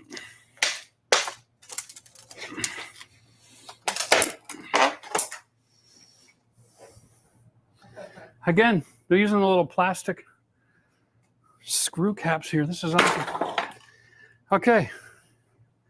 There we go. So there's the original wood window frame. Let's do that. Here's the new window insert. You know what? I got a better tool for that. I'm acting like an idiot for no reason whatsoever. Here we are. Here we go. Check this out. So 50-year-old frame.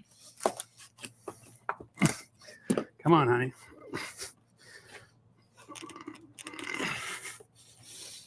Oh, whoever the carpenter was that put this on, they did something right. There, that's why.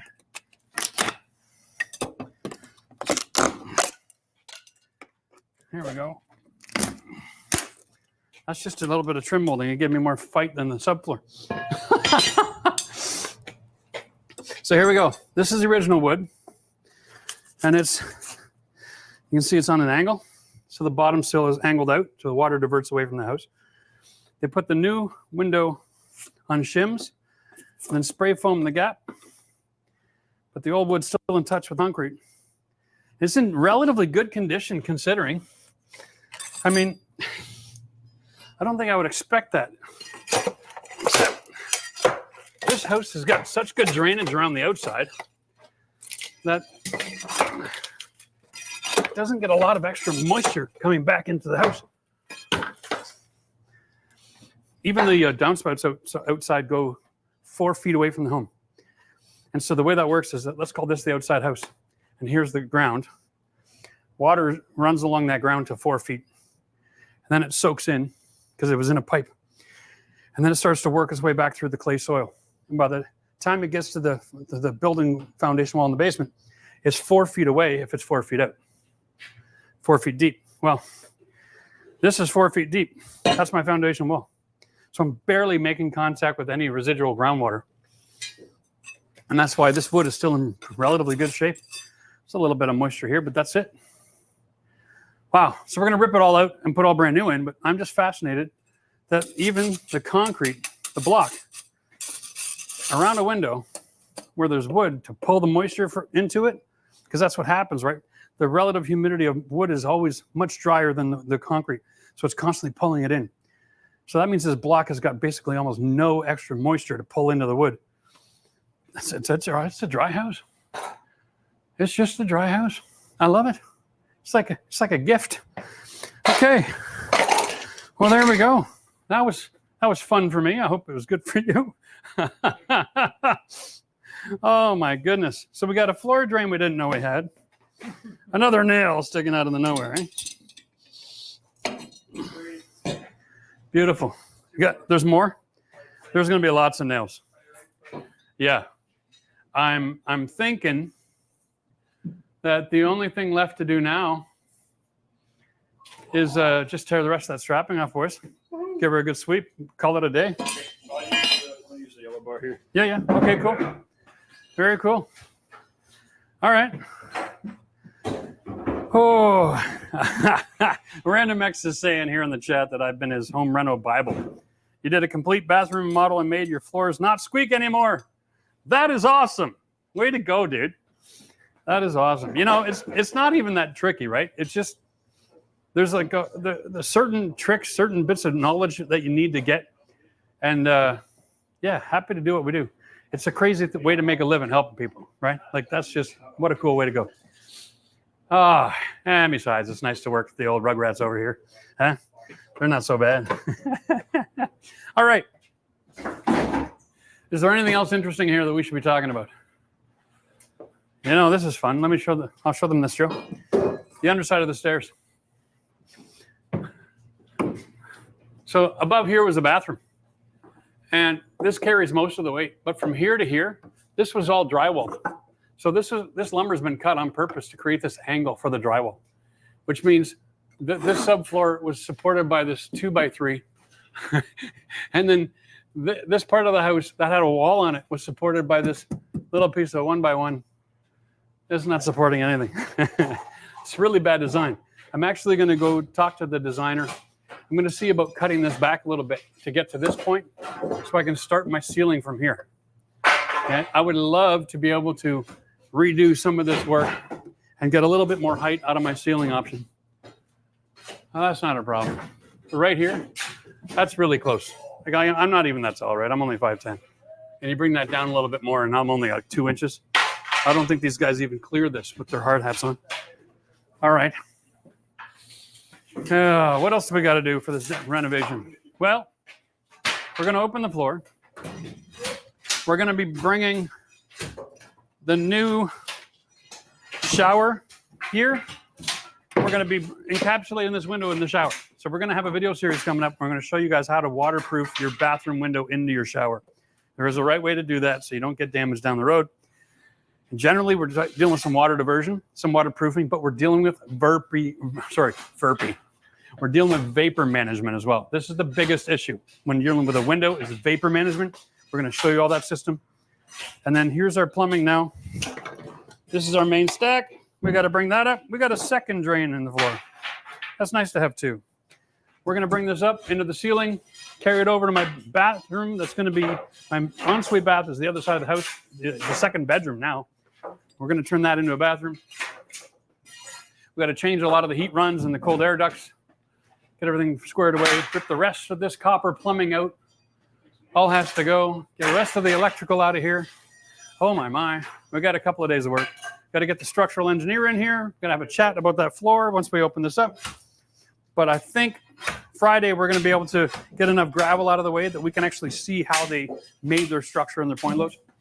And then hopefully we can tie that solution into how we're going to be holding up our ridge beam so we can vault our ceiling upstairs. That's going to be amazing. I think we're going to do that live too, just for fun, because there's a certain element of danger involved in it. All right, I got to get a drink. I'm going to answer a couple more questions over here, guys. So start firing away. Oh, Christine. Oh, Daniel. Perfect. The ductwork in the bathroom, bedroom area. That headspace is low. Yeah, it is, but nothing's perfect. And we got options, right? I mean, I can change the ductwork and I can go with a really narrow, really wide. I can go with like a 2 by 24 inch. I can do that as a heat run. That's something to look at. I've got my HVAC guy coming in here soon. We'll have that conversation. Maybe we can convert that. It's really difficult to get a lot of heat runs off of it. But for the last couple of heat runs, maybe we can convert the last bedroom into a 2 by 24. We'll have to wait and see. And we'll keep you all up to speed as we go along. Hey, there we go. There's another member in the chat. Love this. Woke up to the live stream. Went to work for a couple hours painting and drywall repairs. Home for lunch and more live show. Yeah, right. We're going to go live a lot on this project. It's going to be our new method of operation. There's no sense recording video and putting in editors and blah, blah, blah, blah, blah. We can just go live and make life simple. That way you can see what's going on real time. We'll make some great videos out of this as well, this project. But for things like doing demo and just exploring the house, what a great time to share. This is just awesome. I think in a couple weeks, we're going to be tearing the chimney off the house. We're going to go live. What the heck? It'll be fun. We can answer questions. Hopefully not have any bricks fall on my head. But I'm working with these two, so, anything can happen. Daniel's watching intently. I have to do this exact job removing basement windows in the near future. Oh, there you go. What you're going to find, Daniel, is they actually put the wood sills in during the construction phase, and then they buy a window and set it into that. So it is what it is. Okay. Christine says she lives in Florida, right? Do I need a board to support the cement board of closing a porch?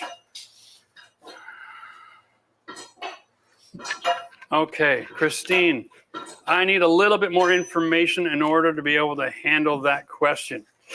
Oh, maybe jump in. The cement board, is that for your floor? Is that what I'm assuming? Okay, you can't just go cement board over framework. You got to have a substructure for that. So probably at least a 5/8 OSB, okay, or plywood. And if it's for a porch on a crawl space, I'm going to recommend you go with a pressure treated plywood, and then you can go to cement board. All right. Oh, if you have a different scenario than that, then jump back in the chat and I'll see if I can help you out. All right. All right, I'll run. Have a floating basement. My sump pump always running. My house is at the bottom of the DEV ideas. Your sump pump is always running. If you're at the bottom of the hill, there's nowhere for that water to go. So there is another idea that'll help out a lot, and that is the French drain system. And you can run a French drain around the perimeter of your property and then take a solid pipe as an exit pipe and run it 20, 30 feet away from your house, okay? And find a drainage ditch, somewhere where it can be collecting and then moving away from the building. And if you do that, you're going to collect all that water coming down the hill before it follows down the foundation and gets underneath your floor. And that will be a game changer for you, I'm sure. Wow, yeah. So that's a really good place to start. We have a 1980s New England colonial with garage, under finished living area. Slab is moist in the summer. Yeah. Do you recommend sealing the slab with epoxy, or can that damage degrade concrete over time? Thank you, Jeff. 80s New England colonial. That's 3-4 season. Slab is moist in the summer. The slab is moist in the summer because in the summer, as generally heat causes the moisture to come to the surface of all the ground. All right. That's why, the trees go dormant in the wintertime, is because the groundwater is just not coming up through the dirt anymore. So when it's hot outside, it pulls the water up. So that's probably the same effect that you're getting in your slab. Yeah.